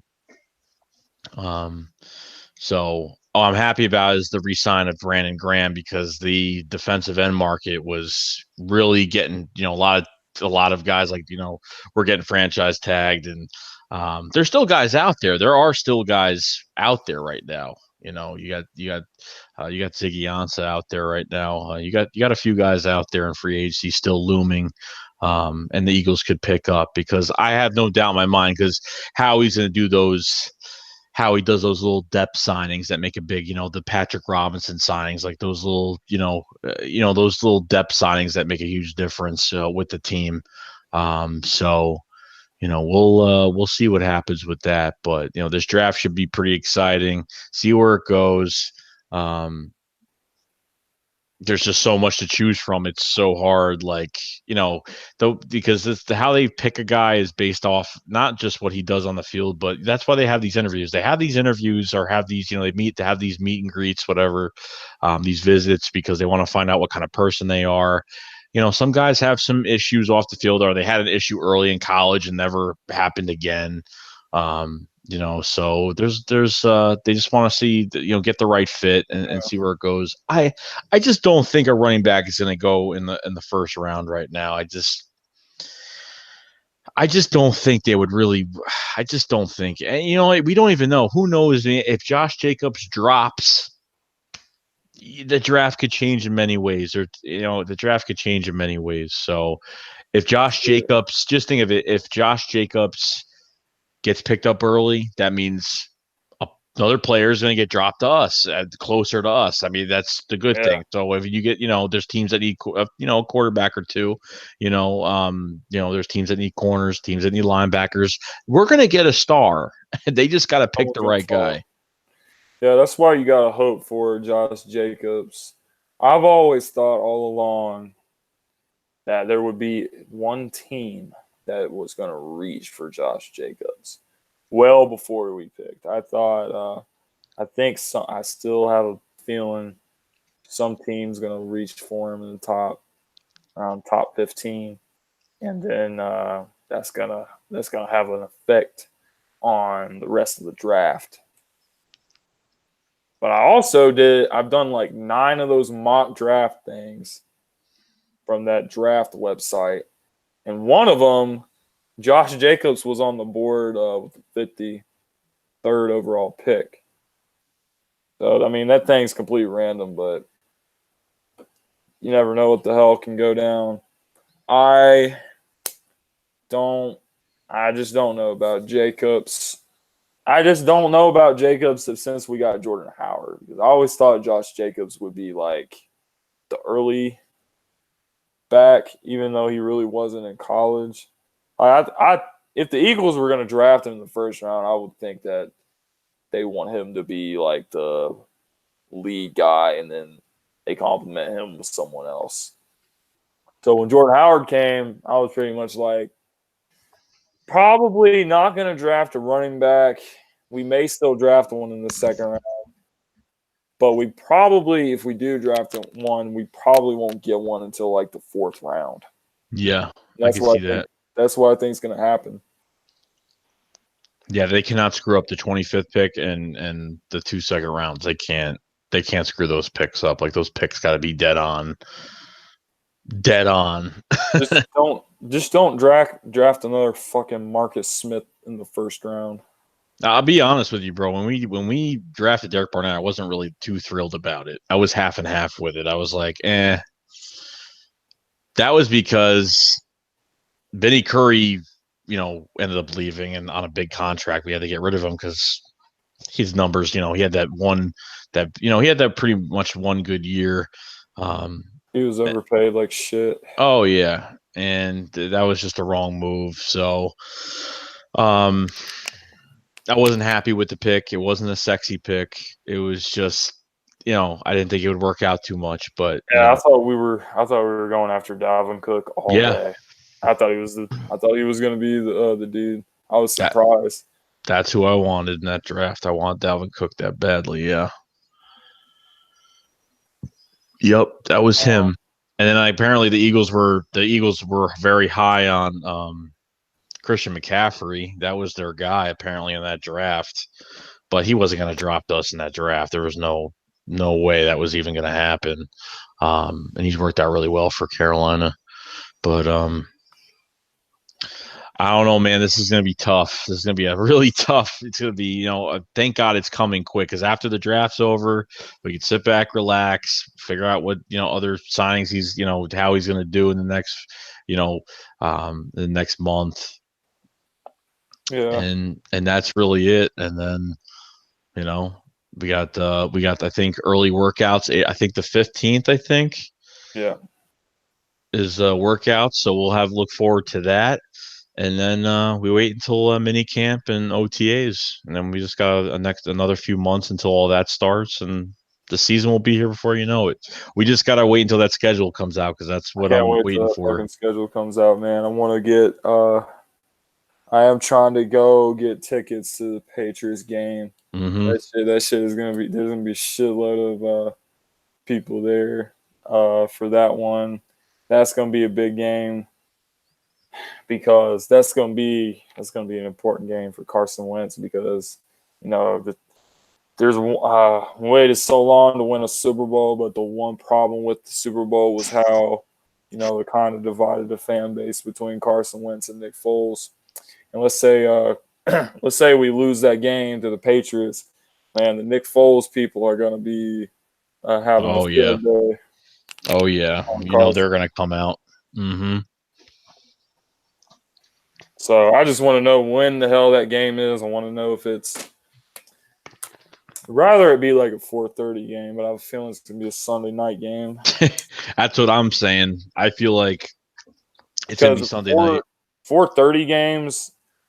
I like 4:30 games better because you can tailgate pretty much the whole day, and you can watch. You can just sit back and chill and watch the 1:00 games, and get drunk, and then go into the game at 4:00, and then you get out of there at like 7. You can go to a bar, watch the Sunday night game, get more, have some more drinks. But we'll see when the schedule comes out. There's a couple games on there. Like I think that Green Bay game. When they go to Green Bay, go to Lambeau Field. That's gonna be that'll be a big game between Wentz and Aaron Rodgers. We're gonna play Aaron Rodgers and Tom Brady this year. Yeah, no, I will 100% definitely be at the Patriots game, whether it's Sunday night, Thursday night, it don't matter because if it's a night game, I'm staying in Philly that night, most likely. I've tried doing the whole go home after the game. I didn't get home till 6 a.m. Okay. That. I'm never doing that again. So I will be staying in Philly. What I do is after the game, I sit in the parking lot till everybody's gone. Hang out, wait till everyone's gone, and then that's it, gone. So I will definitely be at that game. I usually go to about 5 games a year. Yeah. And then if the playoffs come, I usually go to every playoff game, mostly. I went to the Falcons game in 2017 in the divisional. I couldn't go to the NFC Championship. I could have went, but I decided not to go. I was like, let me just stay home. There's some days where you just want to stay home, you know what I mean? Not go through all that, you know what I mean? And just relax and stuff. I was like, let's just stay home for it. So the schedule's going to be a whole different thing. And I can't wait till see. I mean, apparently we got to the NFL, we have like the second easiest schedule or whatnot. I don't know if it's the second easiest in the NFC East or they mean like we have one of the top easiest schedules. I mean, we get to play Dak Prescott, Eli Manning, and Case Keenum 6 games a year. I totally forgot about that. Case fucking Keenum. Yo, he gets to come back to his worst fucking nightmare, Lincoln Financial Field. Bro, the Giants and Redskins, that's going to be a hell of a game. That's going to be an exciting game. Dude, like Landon Collins, why? Like Landon Collins can't fucking cover. Bringing back Dominique Rodgers-Cromartie after retirement. What? DRC is going to pull Levante Davis and he's going to say, you know what? Fuck this guy. Fuck this guys. I'm out and leave at halftime. Signing Flowers, I mean, be your starting tackle. Like Redskins are a hilarious franchise. They throw money. It's like weird. Like they throw money. They get rid of good players. Shitload of money. Oh yeah, a shit ton. Way more than he's worth. Oh yeah, they got Reuben Foster now too, which I don't know. I don't know what's going on with him. Apparently, he's like looming suspension, or they already announced the suspension. I don't even remember because it was so long ago when they got him. I don't remember what they gave Foster. I know Kareem Hunt got 8 games. Yeah, he's on the. I think Foster's still on the exempt list because he didn't get suspended yet because he wasn't with a team yet. Now, since he's with the Redskins, I think now they're going to see what's going on with that. But the Redskins are going to be horrible. I mean, there's holes everywhere. I mean, what's going on? Is Geis not playing this year? I mean, Geis looked really good in preseason. I mean, I know he tore his ACL, but man, like Darius Geis looked pretty damn good. I don't know why they signed Adrian Peterson. No, Adrian Peterson was probably one of the best moves they made because, you know, it worked out really well. Work out. No, I mean they brought him back again for this year. Yeah. So, I don't know. I guess they're gonna do a 1-2 punch with Geis. Who's good with Geis, by the way. You know, we talk about these pre-draft visits and stuff. These pre-draft visits are important to, you know, you get to sit down and really get to know the player because last year when the Eagles visited, I think it was last year, or whatever year it was when they visited with Darius Geis, he pretty much blew up against Howie Roseman and started yelling and shit. And then they really liked him before then. And then after that, they're like, I'm gonna pass. Yeah, he had like a huge like argument with Deuce Staley and shit. I'm like, what? How? Like this, you're trying to get drafted by you're trying to get as much attention from as many teams as possible. And then you go do that. I mean, why the hell would you want to argue with Deuce? Like, yeah, Deuce ain't like that. Like, what's your problem, bro? Like, why are you making a whole deal out of yourself? Like, what could you fight about? Like out of. You gotta be one piece of shit to want to argue with Deuce Staley. Yeah, like, come on now. I don't get it. And having some of the coaching changes as well. I forgot the new defense. I was really upset. I was kind of upset that Chris Wilson was gone because I really like Chris Wilson a really lot. Good coach. Yeah. But the guy that's worked with Chris Wilson for the past 3 seasons, I forgot his name. I keep forgetting his name too. And it seemed like the players like him because every time they talk about him, the players love him. So, hopefully that works. I think he was a defensive tackle or defensive end for the Redskins or something. I forgot what team he played for, but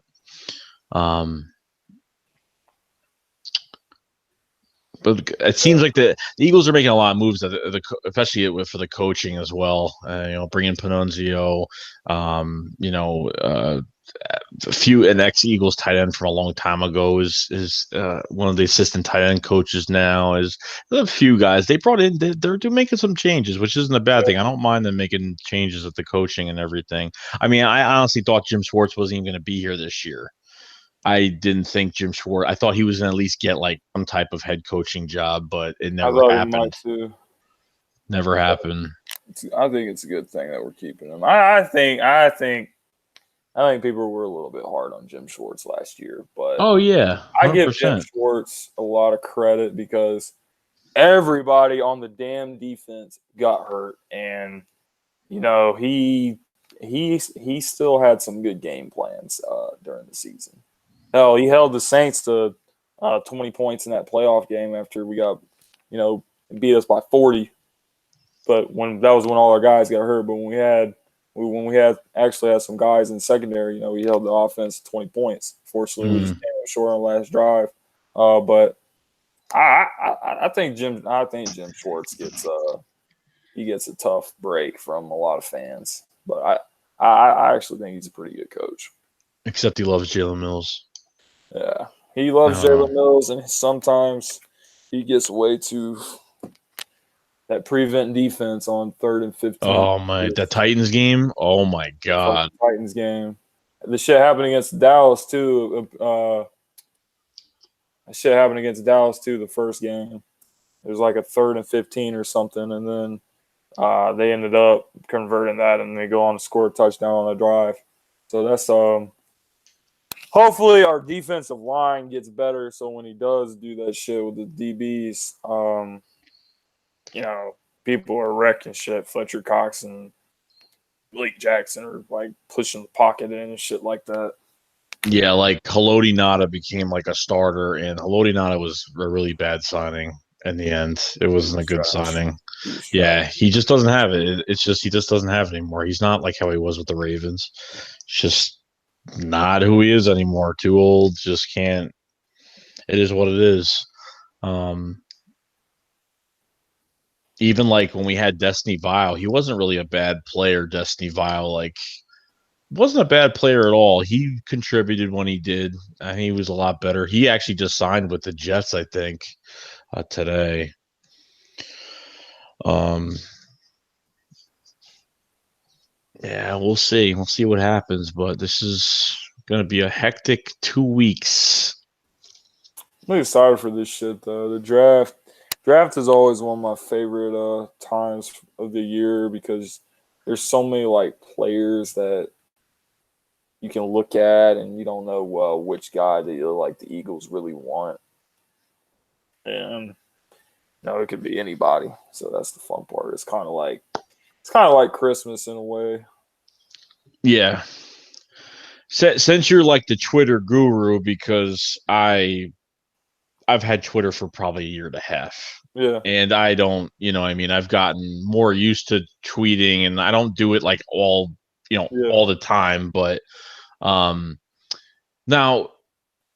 the NFL draft, like on draft night on Twitter, is there always some rumors that you're reading? Is Adam Schefter or is like Rappaport tweeting things during the draft that's, kind of rumors of who's going to draft who? I mean, is there anything that is Twitter kind of active when the draft is on from like the official guys that are there, rumor wise, of who's drafting who? Or they're always at the draft like covering shit, and then the shit will go on Twitter and stuff. But I mean, it's always hard to like predict. I don't think they get on there and say, oh, blah blah blah, so and so is having trade talks, they want to trade up, they want to do this, shit like that. But they are covering the shit, and they talk about rumors and stuff, on the actual draft show that they put on TV.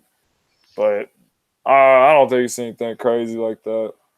I pretty much I try to read reports. Like, I always go to Twitter and I go to search and I go like Eagles draft, Eagles pre-draft visits, and I hit search and then I read a bunch of shit. Like, that's how I found out the Eagles were visiting with Christian Wilkins. I was pumped about that. And I do that probably like every day just so I can stay updated with all that shit. Yeah. Yeah, no, I was just asking because I really, during the draft, I don't know if there's really, you kind of get some insight of what's going on. You probably do, but you don't get the answers, of course, because you really don't know.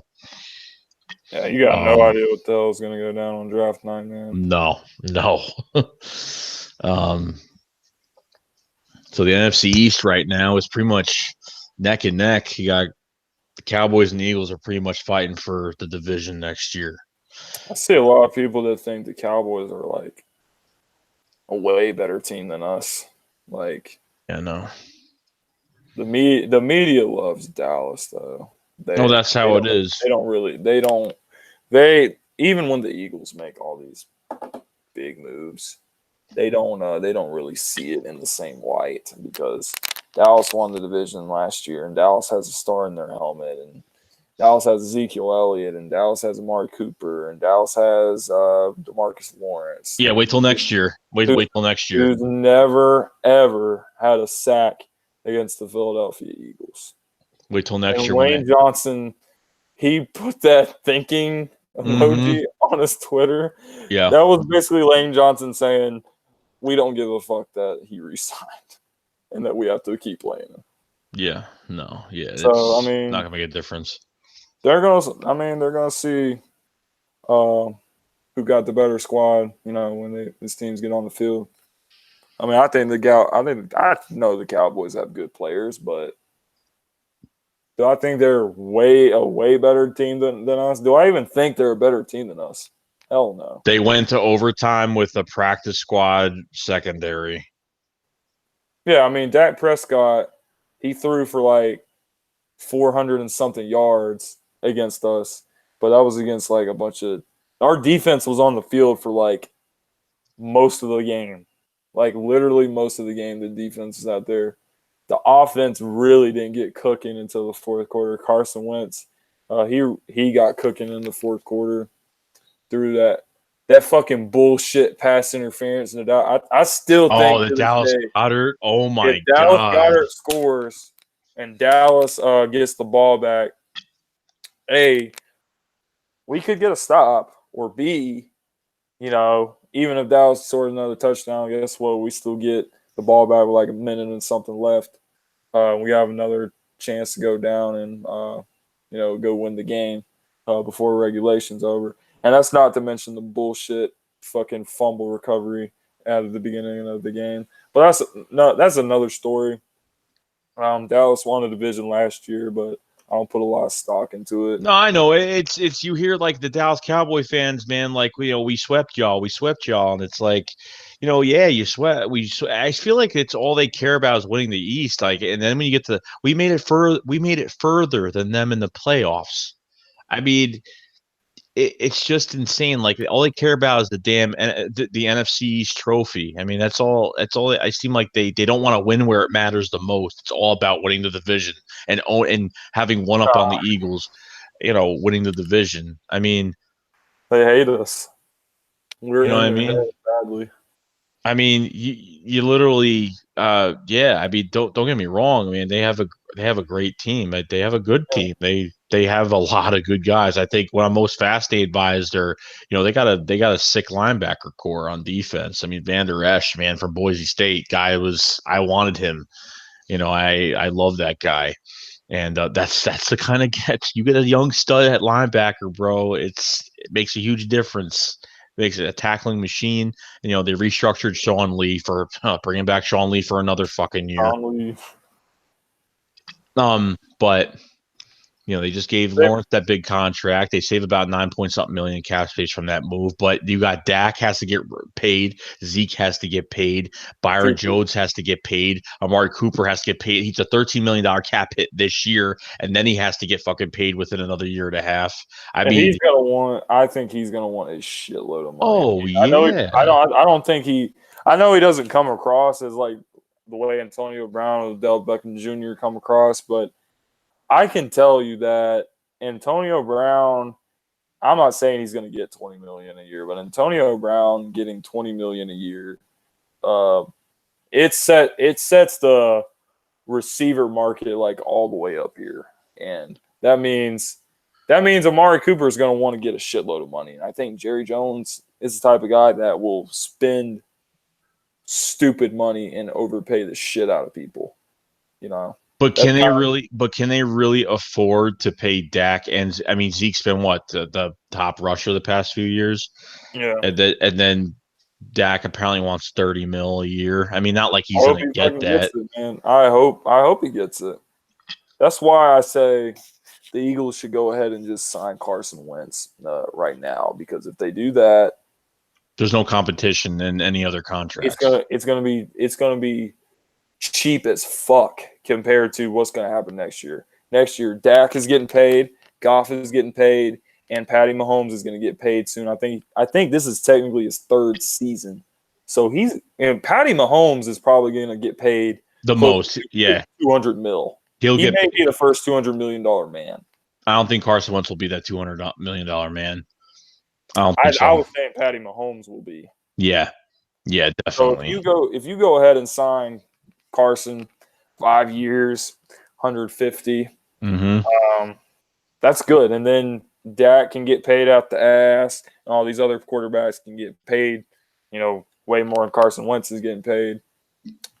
But Dak, I hope Dak gets paid $30 million, because I think we can all say, I think even Cowboys fans, the ones that actually have a fucking brain, can say Dak ain't worth $30 million a year. And then you got Ezekiel Elliott, who's the focal point of the offense. You're gonna have to pay him some big time money, and then Cooper, he's gonna want number one receiver money. You already paid Lawrence. Of course, he needs to secure his future. He's got to secure the bag. So it's all about, after your rookie deal, securing your future after that. Then the offensive line to the Cowboys, there's a few contracts that are going to be up in 2 years. Then your offensive line is going to hurt. Why do you think Zeke's not having those breakout runs like he used to have when he first got drafted? Because injuries, because of certain things happening with the offensive line right now.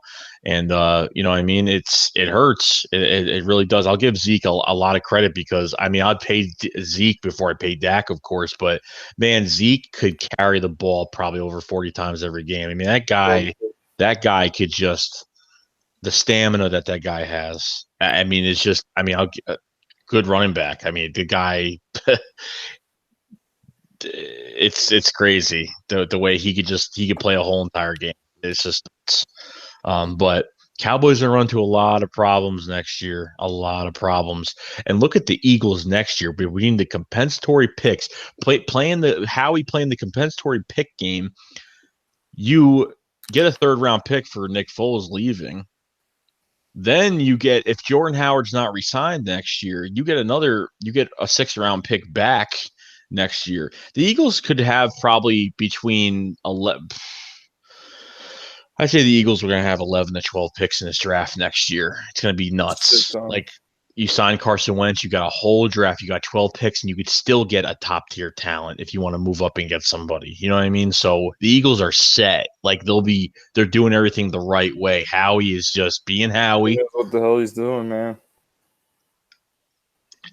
I don't see any GMs doing this. I don't know how the hell he does it with the cap, man. That shit is crazy as fuck to me. Like, let's say the end of the season, the cap space was we were in the negative in cap space. We went to free agency and we traded for Deshaun Jackson and we made all these moves and stuff. Guess what? We still have $19 million left to spend. Of course, $5 million of that is going to go towards the draft picks. But at the same time, man, you still got plenty of money. After the draft, you can go sign a couple. You can go sign a couple more guys just to add depth to the roster. So this guy is just like a math whiz or something. I don't know how the hell he does it.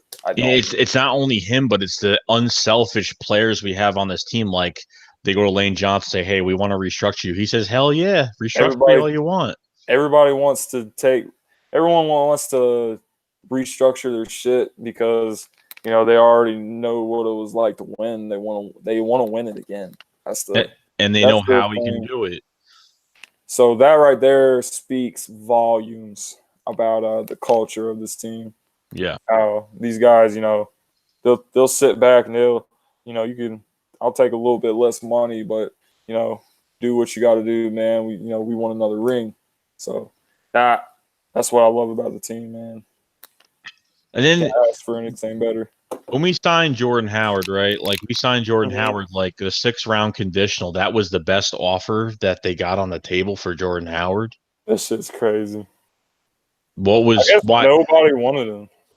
it's either that or teams were offering 6-round picks, but we offered the conditional pick because the Bears were like, they want a conditional pick. So that means that Jordan Howard has to play a certain amount of snaps per year for the year. And if he plays a certain amount of snaps within whatever the percentages, then they get the 5th-round pick, which will get the fifth, which we have a 5th-round pick for trading Bennett to the Patriots. And Right. that gives us the 5th-round pick back. So pretty much like we got Jordan Howard for free. And then you got the Eagles fans who are like, oh, he's not the best running back. I'm like, obviously he's not the best running He's back not the in the best, but NFL. he's still really fucking good. I mean, like Eagles fans, that's the problem. Like they're always going to be like bitching and criticizing every single move because, oh my God, we didn't sign Le'Veon Bell and shit like that. But Jordan Howard, bro, Jordan Howard is solid. Dude can fucking run the ball. He can run he's better than any running back we had last year at any point. I even think he's better than even when we saw Jay. I'd take him over Jai. I'd take him over Sproles. I'd take him over Smallwood, Adams, and Clement. So he instantly made the running back position better.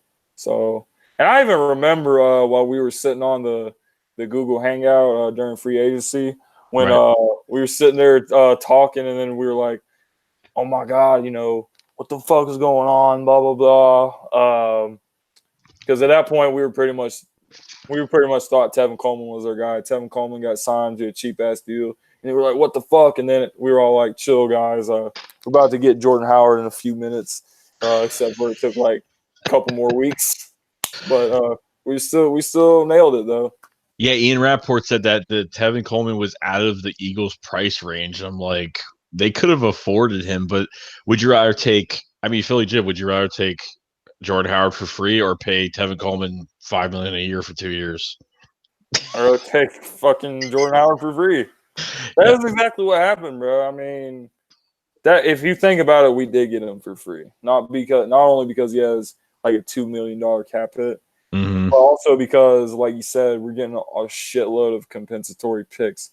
Well, I already know we're getting one for Foles. I already know we're getting one for Golden Tate. So, oh yeah, I forgot about that. Yeah, Golden Tate, all these dudes that are piecing out.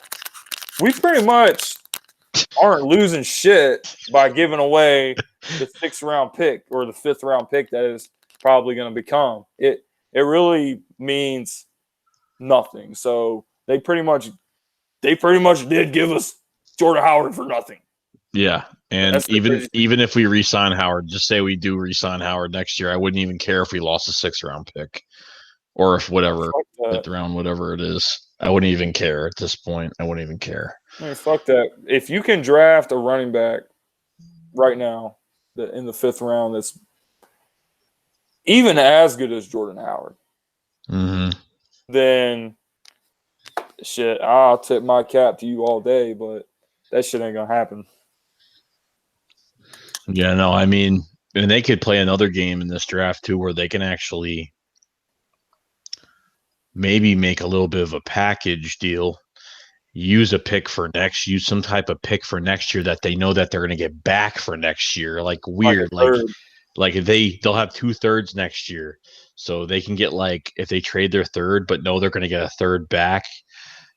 They could do that as well. I mean, it can go in so many ways. I mean, I don't put it past Howie that he'll move up in this draft if depending on how the board is going at the moment, but they'll move up if they have to, but if they think they really don't have to, then I think they'll stay put. Honestly, I just have a gut feeling that Howie wants to move up in this draft. And there was a list of, and I read this earlier from Brandon Gotten from Twitter. He had like a list of all the players that has already visited the Eagles on a pre-draft visit, and there's a shit ton of guys on there that are not going to be there at 25 unless something goes horribly wrong. It's like, and the dude that sticks out on that list was Ed Oliver. So I was thinking, look, if you put Ed Oliver beside Fletcher Cox and Malik Jackson, it's fucking over. It's over. It's over. It's over. So let's say I would let them have a third. I would let them have a third, and they could have our first round pick. Let's say we move up. We move up 10 spots. We get Ed Oliver, and we keep both our second round picks. That shit will be crazy. And we get a third next year for Foles leaving. That's just like kind of getting him for free, like we did for Jordan Howard. Yeah. Yeah, there's so many choices. I just have a gut feeling that they would be cool. They would be cool. I mean, they'll still get somebody good at 25, but I think if there's a dude that they're like, look, we got to have this guy on the team, they're going to say, you know what? Fuck all that. We're moving up. And they're going to get whatever the hell guy they want. I think it's going to happen. And I'm not saying it's Ed Oliver. I'm not saying it's Montez Sweat. I'm not saying it's Christian Wilkins. But whoever the hell the guy is, they are going to, if they want him that badly, they're going to go get him. And those are my top three. What you just said, those three names, those are my top three that are going to get drafted by the Eagles. It's just crazy. That's my top three right there. Yeah. And it's not unrealistic because it could happen. Definitely not. It's not even a high reach, but you might have to move up, 7 to 10 spots, but they could do it. And there's going to be a team that's going to want to – there's going to be a team that wants some different needs. They don't need to – they can move back and still get their guy. It depends who it is. We don't know. That happens a lot. You see that happen a lot in the draft where there will be a team that's waiting, and they're waiting. They're like, man, we really want this guy. And then, the guy's kind of falling to him. He's falling. And then the team that picks right before him takes their guy. And then they're like, oh, fuck. And then they end up trading down. I think I could see that happening. I really could. Yeah. Yeah, there's so many different combinations that could happen in this draft. Matter of fact, I think that's what happened to us back in 2013 or whenever it was. I think the Eagles really wanted to draft Brandon Cooks. Mm-hmm. I think the Saints traded up or something, or they had a pick right before us, and the Saints ended up drafting Brandon Cooks. So then we ended up trading down, and I think that was the trade that sent Johnny Manziel to the Cleveland Browns. I think that was the year. Yeah. Oh man, yeah. This is going to be a rough 2 weeks, but it's almost here, and I don't even know what the hell I'm going to do, man, because I've been making all these draft videos nonstop for the last month or some shit. Yeah. There's a lot of people to go over. I mean, there's a shitload of prospects, man.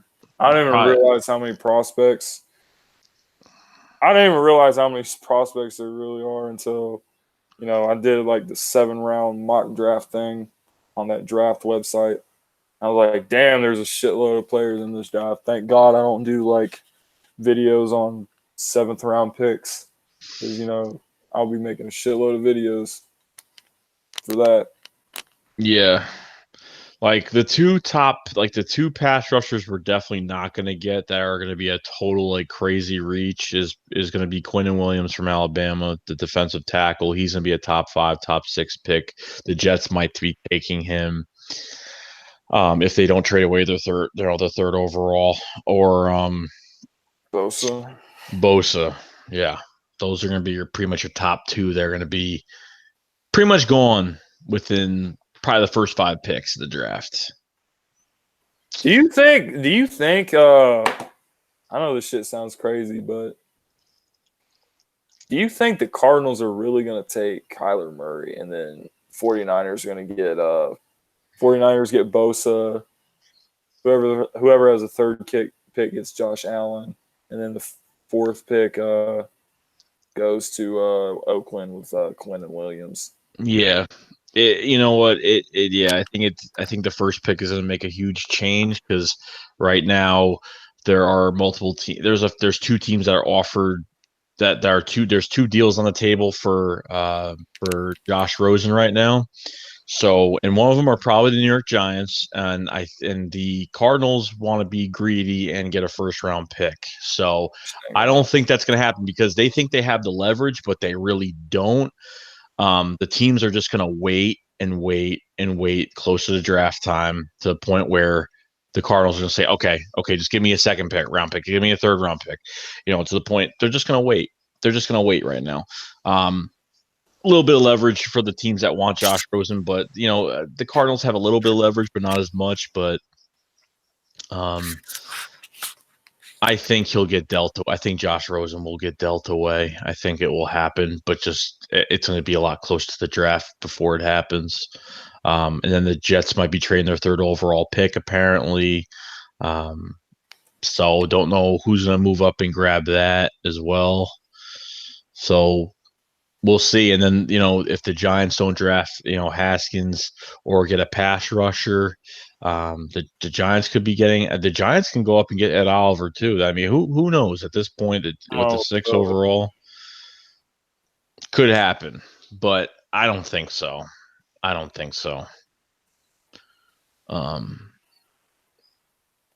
Giants. I agree. I think there's no chance in hell we can get any of those 3 or 4 guys I just named.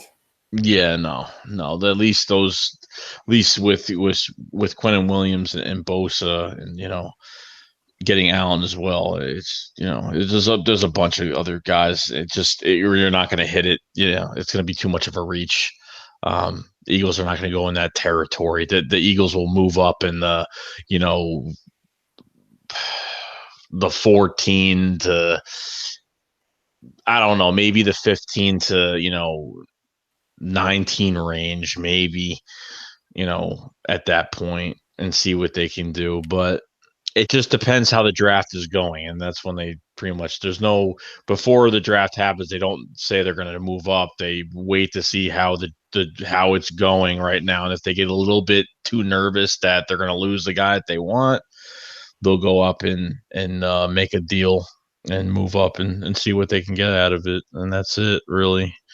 But I'm not worried because they can get it's perfect. They can get a star with this first round pick, and then coming next year, you're all set. You pay Carson Wentz.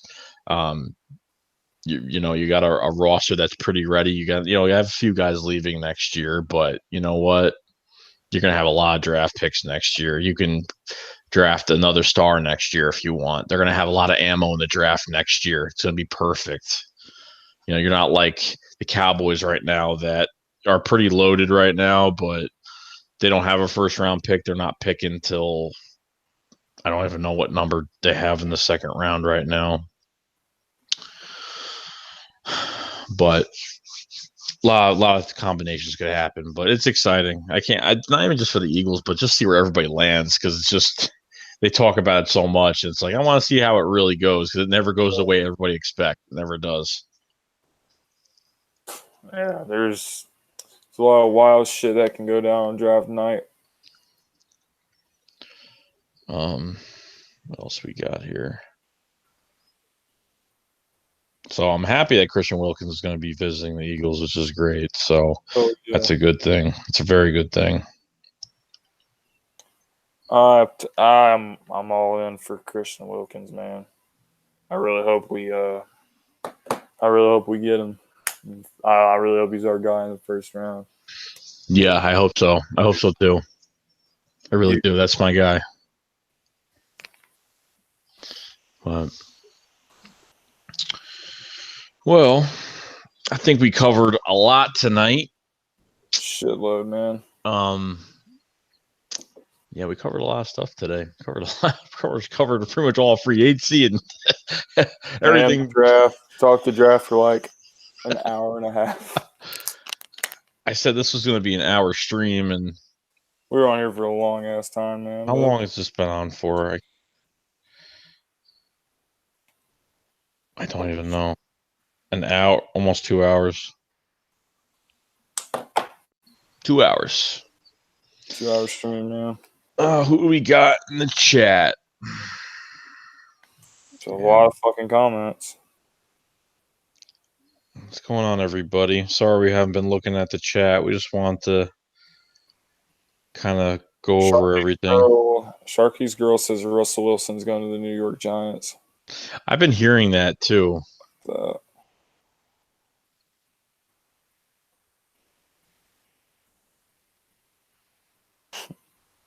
EDP's #1 fan. Cooks is still laying on the field in Minnesota from that hit from Malcolm Jenkins.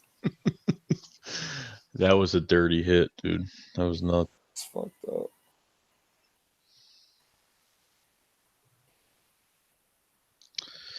People in Portland are just assholes. Foolish demon.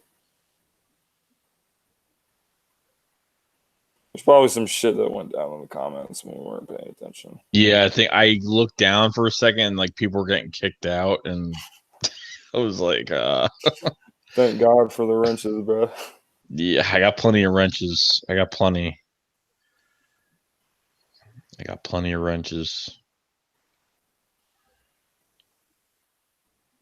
Did you see the video of Cowboys fans in a bar fight? Mm-mm. OMG, he's a dumbass. He's going to get sued.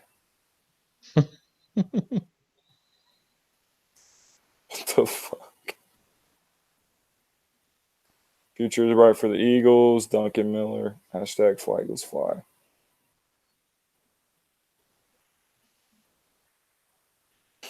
Grant Philly fan says, fuck the hashtag purple freaks.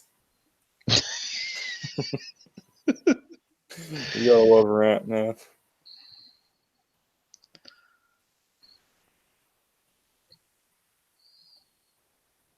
I think people still think I'm from Philadelphia. You're not from Philly? No. I never knew that. See? I've been in New York my whole life, dude. Hell yeah.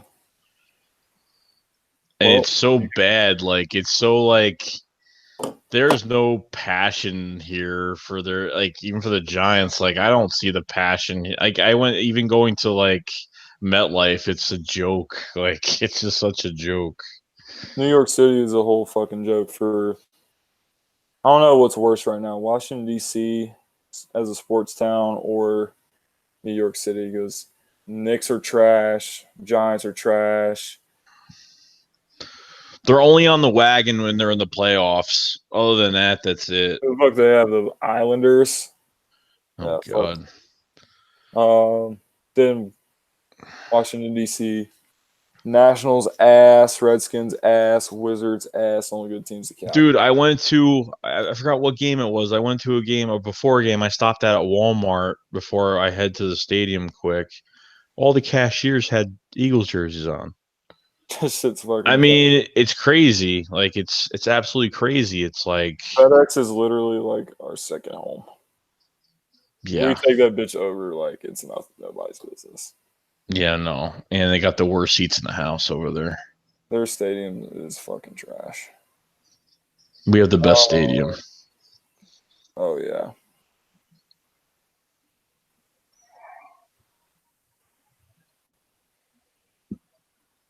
The Giants are stupid. Radio. Whatever the fuck that means. Wawa sheet is better than Sheets. I totally agree. Dude, if they put a Wawa over where I am in my town, it would literally put every like private deli. It would. Everybody would be out of business. I'm not even kidding. Okay. Let's see. John B said I wouldn't be mad if we got Miles Sanders. Miles Sanders is a good player. And what, pick 25 though? Nah. No. Probably 53 or 57. Miles could definitely drop to the reigning Philly fan. Fucking fuck Billy, what? He's fucking talking about the purple dingbats. Hashtag fuck me. Dude, me and Desert were talking about it like a few weeks ago were like, man, like I would definitely like want to like do like a group thing and like have all of us go to the fucking Vikings game and just That would be hilarious. harass everybody. I would love to do that. Just go to an away game. Go to this place where the Eagles won the Super Bowl. Well, literally, the Eagles are when they go play that game, they're gonna be like, "Wow, the last time we played here, we beat the fucking Patriots." Yeah, it's funny, dude. That's fucking funny. Dude, everything that they've done, dude, like everything that like that team has just got bad luck, like all around. It fucking sucks. He got us in the playoffs, dude. Like they got us in the playoffs this past year. Dude, that was horrible. Like that was the worst day. It's like we have to win, but then I'm gonna focus on like the Bears like need to win that game too against the friggin' Vikings. I'm like, And they literally did. yeah. That shit, you can't make this shit up, man. Like, we own this fucking team. Like, it's nobody's business. Yeah. Kirk Cousins, man, they're gonna give him at least like, dude, he literally, what was it, against under five? He won every game against teams under 500. He didn't win one game a team over 500. His record's 5-26 versus teams with a winning record. And the Jets offered him more money too, and he didn't go there.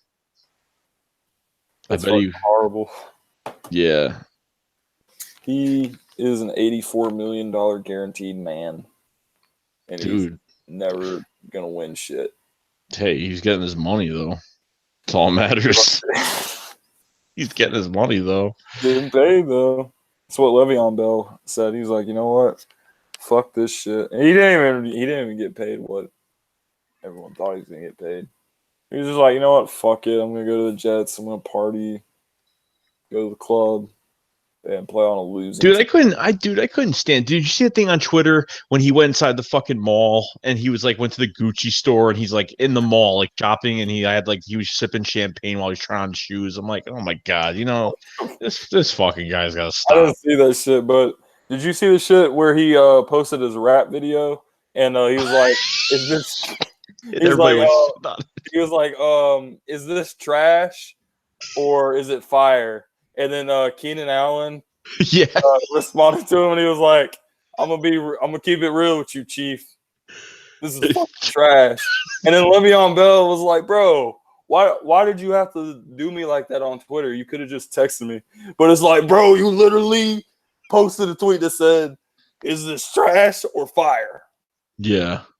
That shit was hilarious, bro. It was horrible. Like you asked Le'Veon. That was so funny. That song is literally about him going from Pittsburgh to the Jets or Pittsburgh to like free agency and like what he's all about. Like that's what that song is about. Yeah. It's pretty sad. I just think it's so fucking funny how he was like, oh my God, bro, you could have just sent me a text instead of like put me on. But bro, why? You asked though. Oh, but he'll fucking, when someone's on his level where in the NFL, like it's a big deal. But when it's some petty like fan like us, like that's lower than him, it's okay for him to ask us to rate his fucking video. So he gets disrespected from someone that's in the NFL saying that shit. This is funny. So dumb. He's like, I'm a Jet. I'm like, you're a joke. You're not a Jet, you're a joke. And he was having so much fun with it all day on Twitter and free agency that day, like all day. He was just like, I can't stand. Remember when fucking Bryce Harper was like, oh God, you made a fucking video about this. Bryce Harper was fucking recruiting Le'Veon Bell and shit. And then a person who will remain nameless was like, oh my God, we're getting Le'Veon Bell, Bryce Harper. And then He tried at it least. didn't happen. He tried. He failed, but he tried. Fuck it though. I mean, and then like all the Eagles players were like tweeting at him and shit. No, Lane Johnson's like, you won't. You won't do it. I love Lane Johnson. He's so like real. He's so like real. I love it. He's like, Yeah. you won't. You won't be here. Don't stop saying you will. Stop being an asshole, flirting with every damn team on Twitter. Lane Johnson he keeps it 100%, bro. Like a couple years ago, like during the off season, he was like, you know what, man? When the schedule came out, he was like, you know what? We're gonna go down to Washington and we're gonna kick their ass. Mm-hmm. And then he also said if the Eagles won the Super Bowl, he would buy everybody beer. And he bought everybody beer at the parade. He was throwing out. Yeah, Bud Light had all the bars that were selling Bud Light was free. Yeah. All was free. I mean, that's crazy. That's awesome. That bill must have been huge. That must have been a big bill. No biggie. No biggie. Lane better bulk up. No more roids. Lane Johnson on the steroids. I never wanted anything to do with Bell. Fuck him.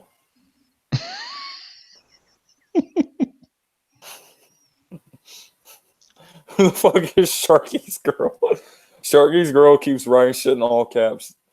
She said,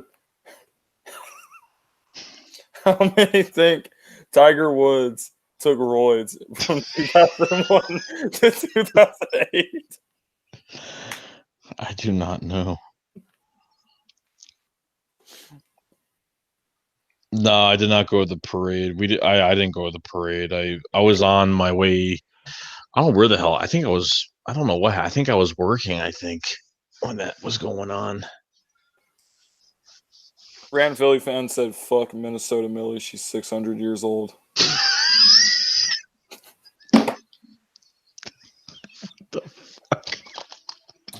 You don't remember that old ass lady that was like a Vikings fan and they called her Minnesota Millie? I think I remember that. We had like an old ass dude that's name was Philadelphia Phil. Oh my He was god. like he's been like going to the games since like the 1950s. Mm. They gave him tickets to the Super Bowl. Rant Philly fan coming in hot again. He said, "Hey Millie, you're so old. you were begging Abe Lincoln in 1863." Jesus. What the fuck?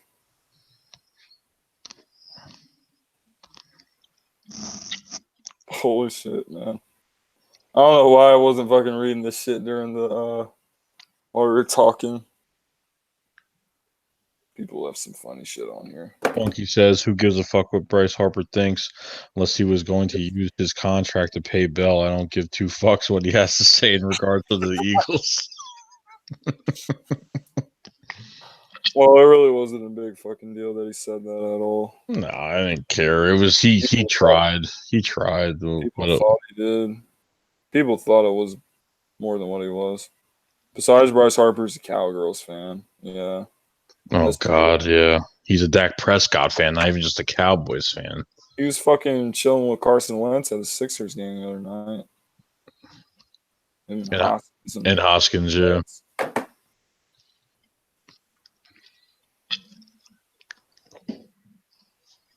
Miles Sanders versus Saquon Barkley twice a year. That would be awesome. That would be pretty damn cool.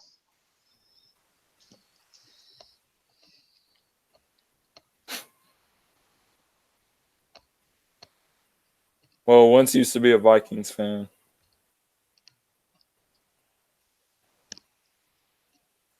Okay. Wentz used to be a Vikings fan, apparently. Well, I guess he's from North Dakota, so that is their team.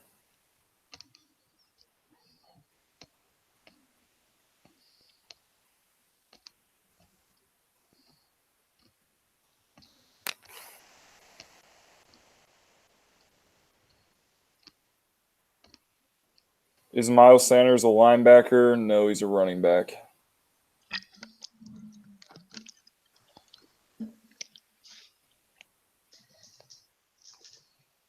Eagles need to make Miles Sanders. There's a lot of people that want Miles Sanders. Miles Sanders. They need to make Miles Sanders happen. That would be a great story for the division. Mm-hmm. Okay. I think the Eagles like Miles Sanders. They said they were calling him a lot.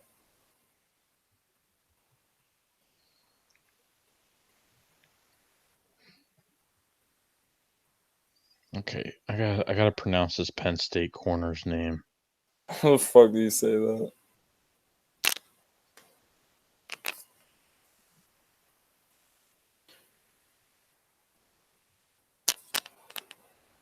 We need the Temple cornerback in the draft. Yeah, he has a weird ass name. His name is like Rock Ya-Sin. Rock. Yeah. He showed out at the Senior Bowl. Amani or I know his first name's Amani, but it's like I don't know how the fuck you say his name. It's like a nightmare. or I give up.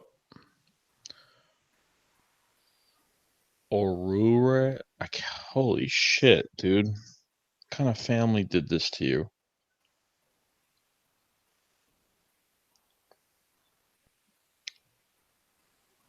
God damn it. Amani is on track to be the first Penn State cornerback drafted in the first round. I doubt it. I don't think so.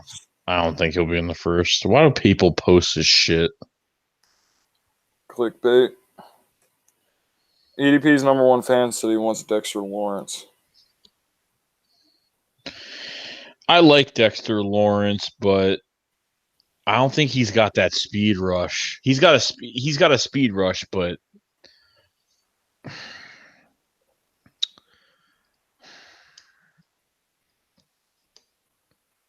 he's more of a guy that takes on those double teams, which I think he's a great player too. But sorry, Christian Wilkins. Wilkins is the fucking man. Wilkins. I like Lawrence too, but shit, if I can get Wilkins, I'm getting him. That's all I give a fuck about. Take Jerry Tillery. He's a beast. I agree. Jerry Tillery's good. Hey, and he hits women. That's true. That is. He punched a female student in the face. Really? Yeah. Holy shit. I didn't know Wonder that. if there's a video of that. Spunky 1991 says we could have had Joe Mixon, who also punched a female student in the face.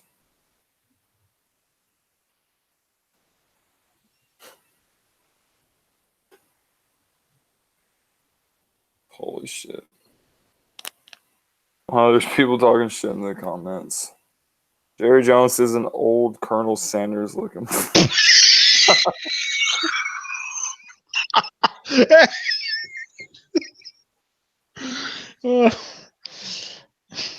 He's an old Colonel Sanders looking motherfucker.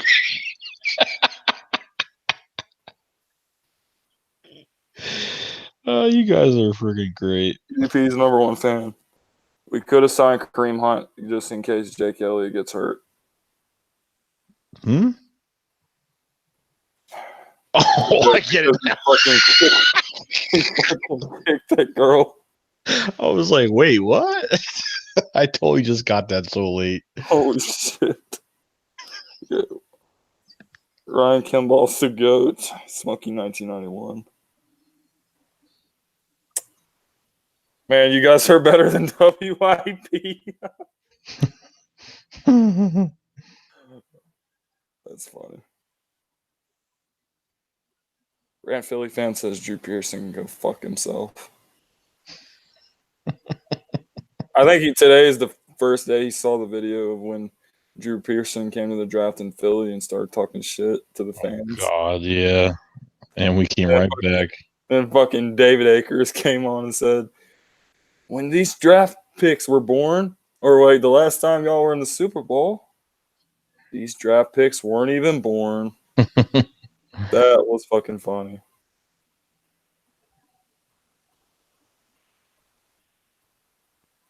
Could I have Joe Mixon?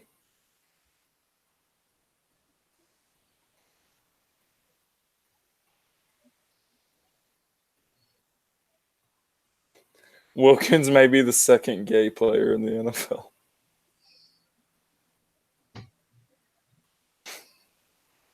Oh, I third. Jalen Ramsey's the second. It's funny.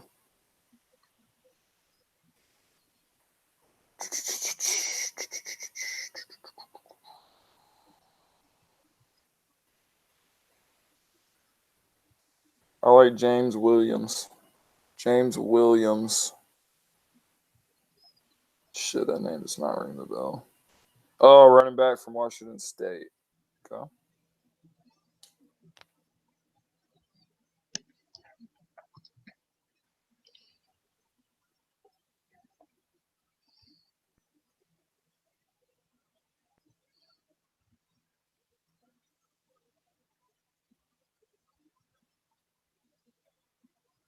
Oh, this kid is fucking so annoying.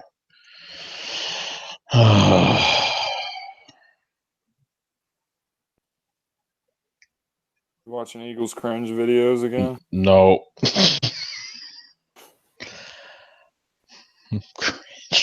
Cringe. That shit was so fucking funny when Dozer called him that. That was the best.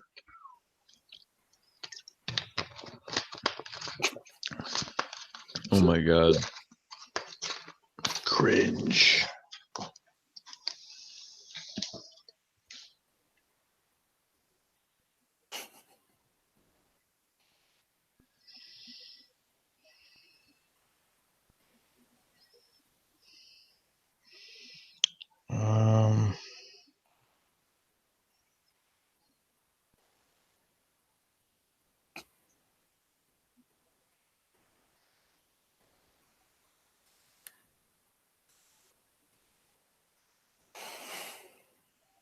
More like Eagles cracky.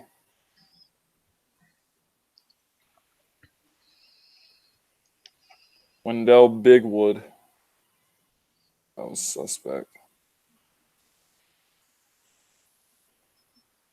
I don't like giving people publicity. I don't like giving people attention. I don't do it either. But people in the comments know. Mm-hmm. They know. How do you guys feel about the linebacker position and our ability to defend tight ends? Well, we need a linebacker. We need to get a linebacker in this draft. We got to find a way to move up in the first round, move up in the second round, get Mac Wilson, get Devin Bush, do whatever the hell you need to do because you do not want to get like killed by tight ends. That's probably is the weakest part of this defense now. Oh yeah, of course. Without a doubt. So weak at linebacker right now. Mac Wilson would be nice. We don't know what LJ Fort's gonna bring to the table. We don't know. Anything could happen though. Don't doubt it. Safety's a bigger need than we think. I agree. I mean, Malcolm Jenkins is not going to play forever, so you have to get a guy eventually to put behind him. So I think they will draft a safety at some point.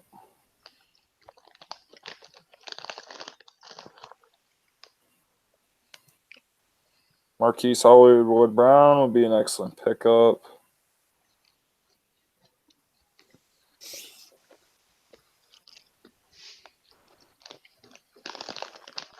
Especially so he could learn under Sean Jackson. I could see that. But I don't think they're going to take him in the first round at all. Are you running that live stream after the draft, like right after the draft? Not like right after the draft, but like maybe a couple days later. Oh, okay. The schedule I think comes out after. Does it come out before the draft or the week of the draft or something? I think it's draft week or the week before. The thing is, I want to do one of these on my channel the week, probably a couple days after the draft, after all the picks are done and everything, so it has time to kind of have a little bit of time to digest the draft and everything, and then once we kind of have an idea of what the roster is going to look like, kind of a smaller idea, because there's probably going to be more pickups than we think, for the 1-year deals and stuff. But I want to make one after the draft. Just go over the schedule and see what we think about the games. See where we have this team, win-loss wise.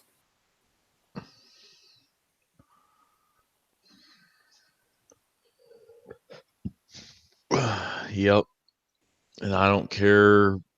I'd rather face tough teams this year. I'd rather not even have an easy schedule, but hey. I think some of these games are going to be tougher than we think. I think the Buffalo Bills are actually going to be okay. They're stacked. I mean, they're pretty stacked on offense. They put some they went out and put some players around Josh Allen. They got they signed John Brown. They signed Cole Beasley. Mm-hmm. They signed Frank Gore. Running back, Frank Gore. That's weird having McCoy and Gore in the It is kind of weird. I mean, I thought Shady was going to get released because that's such a high cap number. Yeah, they'll save like 6-point-something million cap. I don't get it. Shit, they won't keep him around. Frank Gore is just like an old.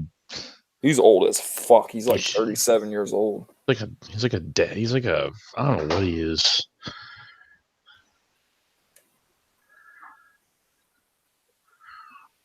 Good for him though. Gotta give it to him.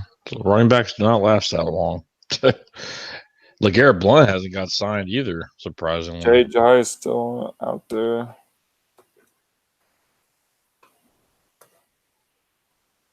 Frank Gore is a dinosaur. You're telling me Frank Gore can get signed, but not LeGarrette Blount? That's insane. I'm kind of like confused. We really missed LeGarrette Blount last year. Yeah, we could have got rid of him. In that fucking Panthers game. We really missed him in that Panthers game. Yep. I was at that fucking game. God. I was there. That was fucking brutal. I said, we're going to blow this game. After they came down, I think it was after the half when like we were dancing in the end zone, like acting like we were hot shit. Yeah. Yep. And it happened. I was so pissed off. I was like, they're gonna blow the game. I said, and then I was like, watch, we're gonna get into offense. We're gonna run a screen pass. We're gonna do some stupid little short pass, which we did. We ran those micro plays, those little dump off passes, screen pass, 5-yard pass, like not having any balls as usual. At least Doug Pearson said he's going to be more aggressive this year. He better be. He fucking better be. I fucking hope so. His second year, he was really aggressive with the 4 downs and going for 2 and shit. I think during that opener of the Giants game, he went on like 4th and 8. I think it was like 4th he did. In the first half, it was 4th and 8. And everyone was pissed about it. Yeah. Look how that turned out. That was the turn of our season right there. Yeah. Besides that Seahawks game. It's funny, like we could win all those games, and then like after that Seahawks game, it was like, oh, they don't have it, and then it's like, after one game, 9 games in a row. But look at the Rams, dude. They were like killing teams this year, and then like they go to the Super Bowl and they change their whole play call. Like I like how Doug said to to the media, he said like they played the same way how they've been playing. They never changed anything. They just played the way they normally play. That's what happens. You get to the Super Bowl and you like make all these changes. Like apparently the Rams changed their whole. He got it. McVay got. I mean, he got fucking out coached. I mean, That was plain and fucking simple. bad. Jared Goff. Oh God. Jared Goff was terrible. Jared Goff.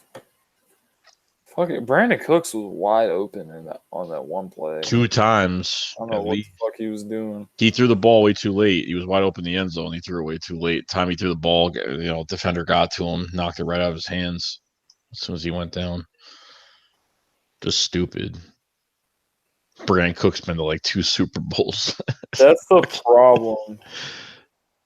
When a team gets to the Super Bowl and they play the Patriots, or not, it doesn't even have to be in a Super Bowl. It can be like in the playoffs in the AFC. They get so like caught up in, oh my God, we're playing the fucking Patriots. We're playing Bill Belichick. We're playing Tom Brady. Blah blah. Oh my blah, God! blah, blah, Oh my blah. God! Oh my So God! it like gets in their fucking head and they can't play like a real team.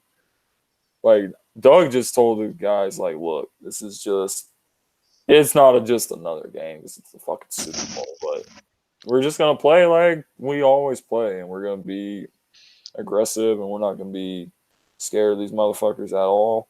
And he wasn't at all.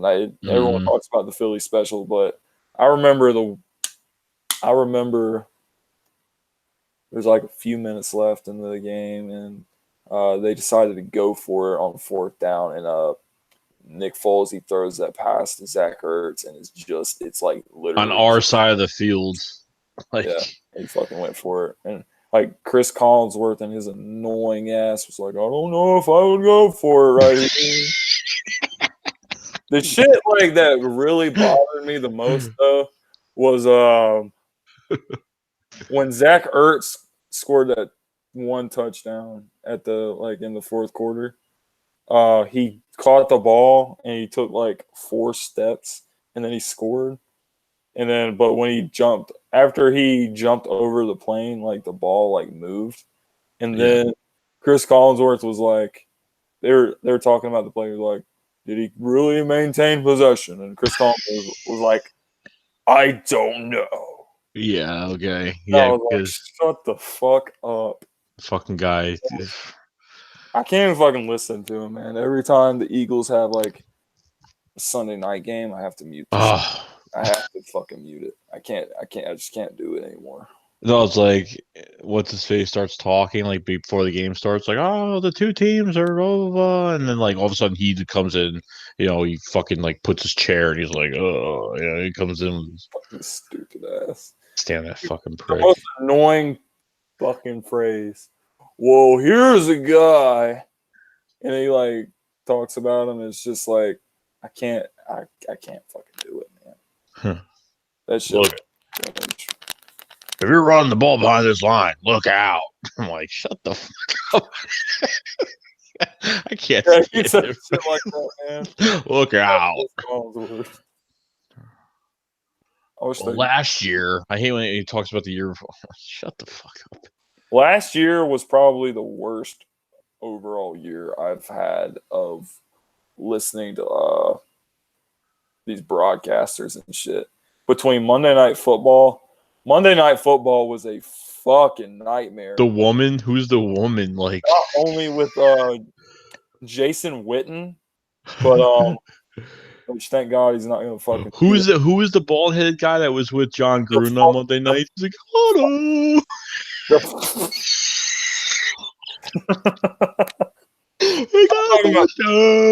Fucking the Booger McFarland guy.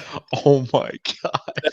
He has like that big ass TV thing that he sits in. It's like a chair and it has like huge ass TV, and it blocks like part of the field, and fans were getting fucking pissed off about it. Yeah, because you're paying good money for those seats. Like a shitload of money to sit down there, and then they're like, and he's like, the Booger board ain't going nowhere. I was like, fuck.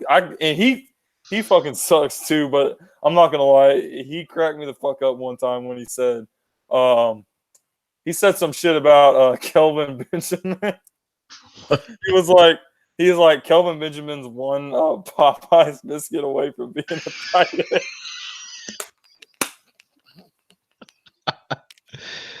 That shit was funny as hell. Yeah, well, they're taking out that Booger McFarland. Thank fucking God. They're taking out that thing this year. They're not going to have it this year.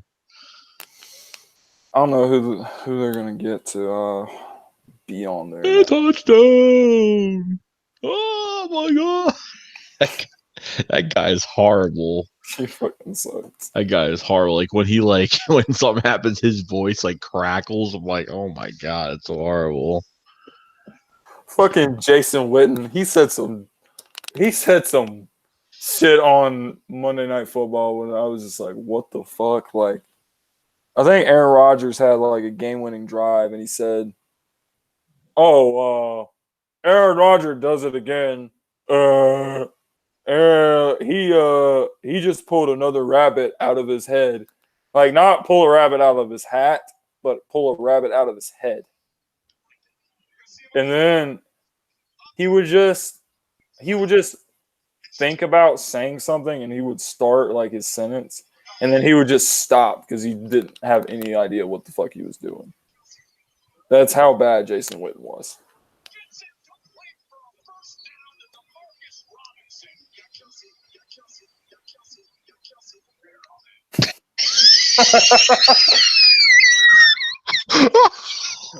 Wait, are you playing like worse Jason Witten? Yeah. Got Kelsey.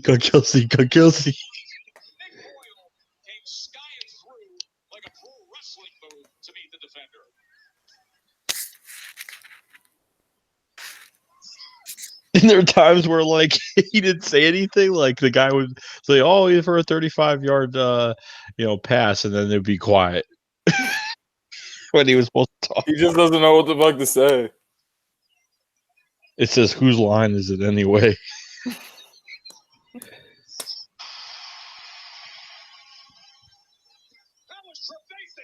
Trevathan with the big sack. You're going to see him here. Trevathan just gets so right there on the right side. Trevathan. One on his elbow. Big old knee brace on. Hitting the wrist. It doesn't matter. He pulls another rabbit out of his head. That's the one. Kind of sitting in this. Hitting the wrist. It doesn't matter. He pulls another rabbit out of his head. Spot to be here. I've really enjoyed kind of sitting in this chair and the challenge that this presents. Jason Witten fucking sucks. That corner, it's tough on these linebackers, and when they do that, it's all about the rush. 0 for 3 so far against this Broncos defense. Got Kelsey, 3rd and 4. Mahomes gets it complete for a first down to Demarcus Robinson. Got Kelsey.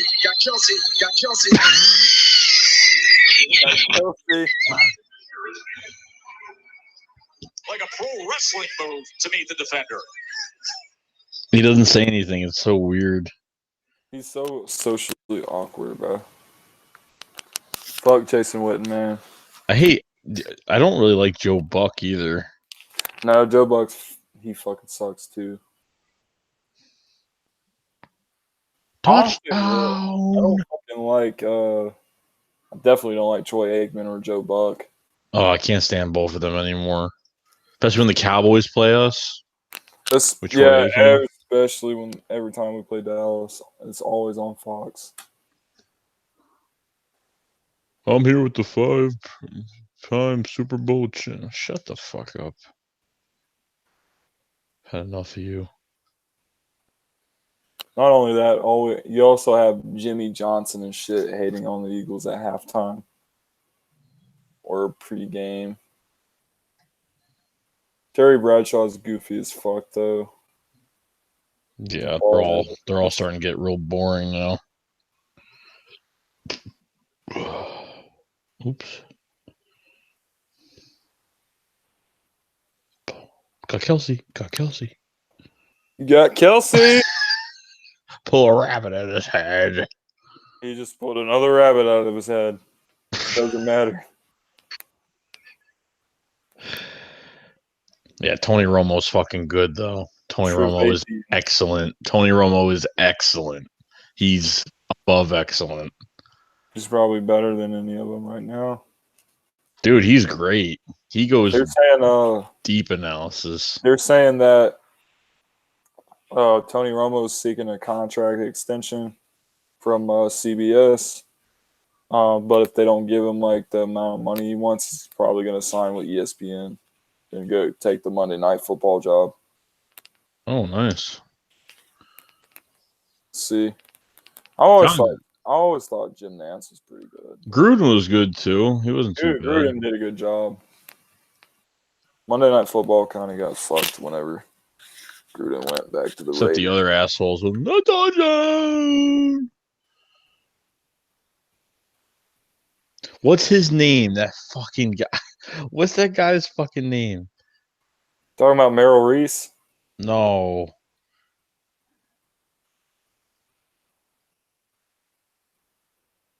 Hmm.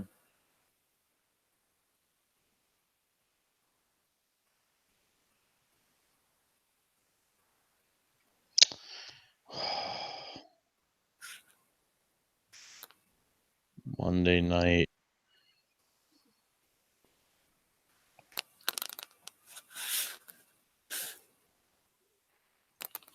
Sean Hold on.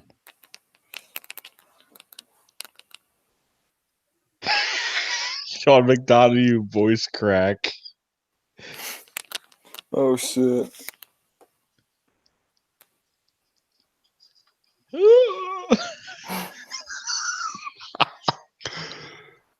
Pressure, Ryan escapes, looking, hit as he throws, going deep for Jones, and he dropped it. I know this, Rabbi. Jones! Keep blaming me, okay? Field the questions, because I know we're on the brink of breaking through. Excuse me. No, why not? No. The ball comes out! The ball has come out! Derek Johnson, the all-time leading tackler in the history of the Kansas City! Yeah, that guy needs to grow a pair. That's fucking bad. Woo! That's fucking bad.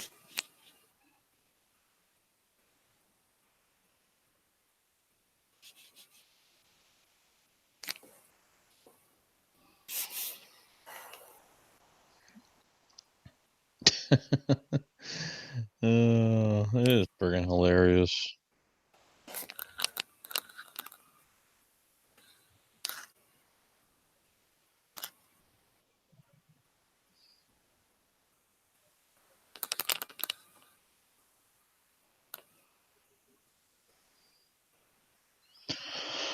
Oh, I miss being at the link already. Yeah, man, we gotta link up this year, man. If you go We to will. the game, We I'll fucking definitely be will. there. We will.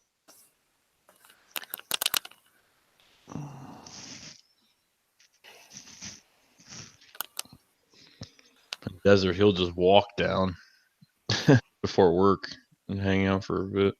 If it's like a 1 o'clock game or a 4:30 game or something,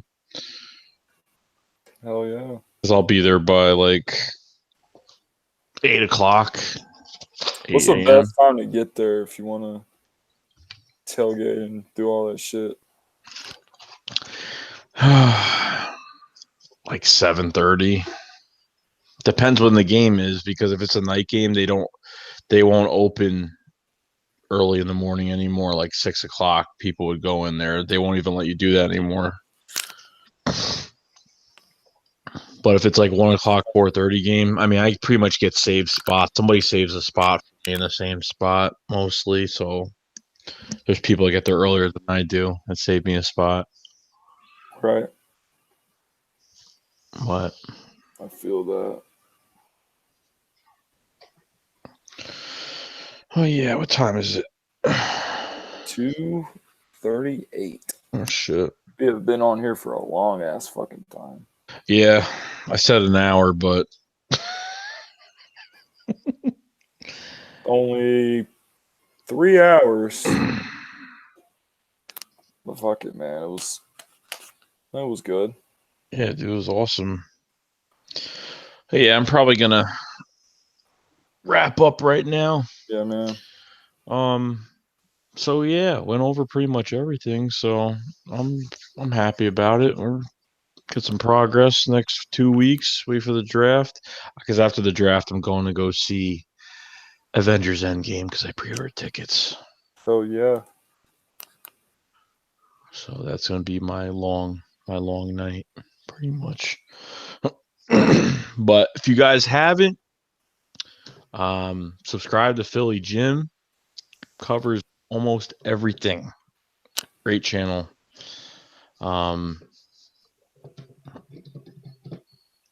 Keep doing your thing, Philly Jim. Yeah, man.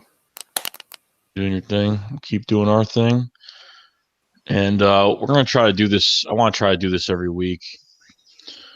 We'll figure out. I'll try to figure it out when to do these. Just figured out that it was just the right time tonight. I was debating it all night. I was like, should I, should I not, should I not? You know, instead of going on Madden, you know, tonight and doing all that. Figured talk some Eagles. Haven't really talked to Eagles with people since free agency, really. So that's the last time, really. Right. That's it. All right, man. It's been real. Yeah. So we will see you guys later. Subscribe to Philly Jim's channel. Please sub him the hell up. Go Birds, baby. Go Birds. Hit See that you guys sub, later. smash that sub button. Smash it. Smash it. Smash the like button. Smash the sub button. And we'll see you guys. All right. Peace out, guys. Peace.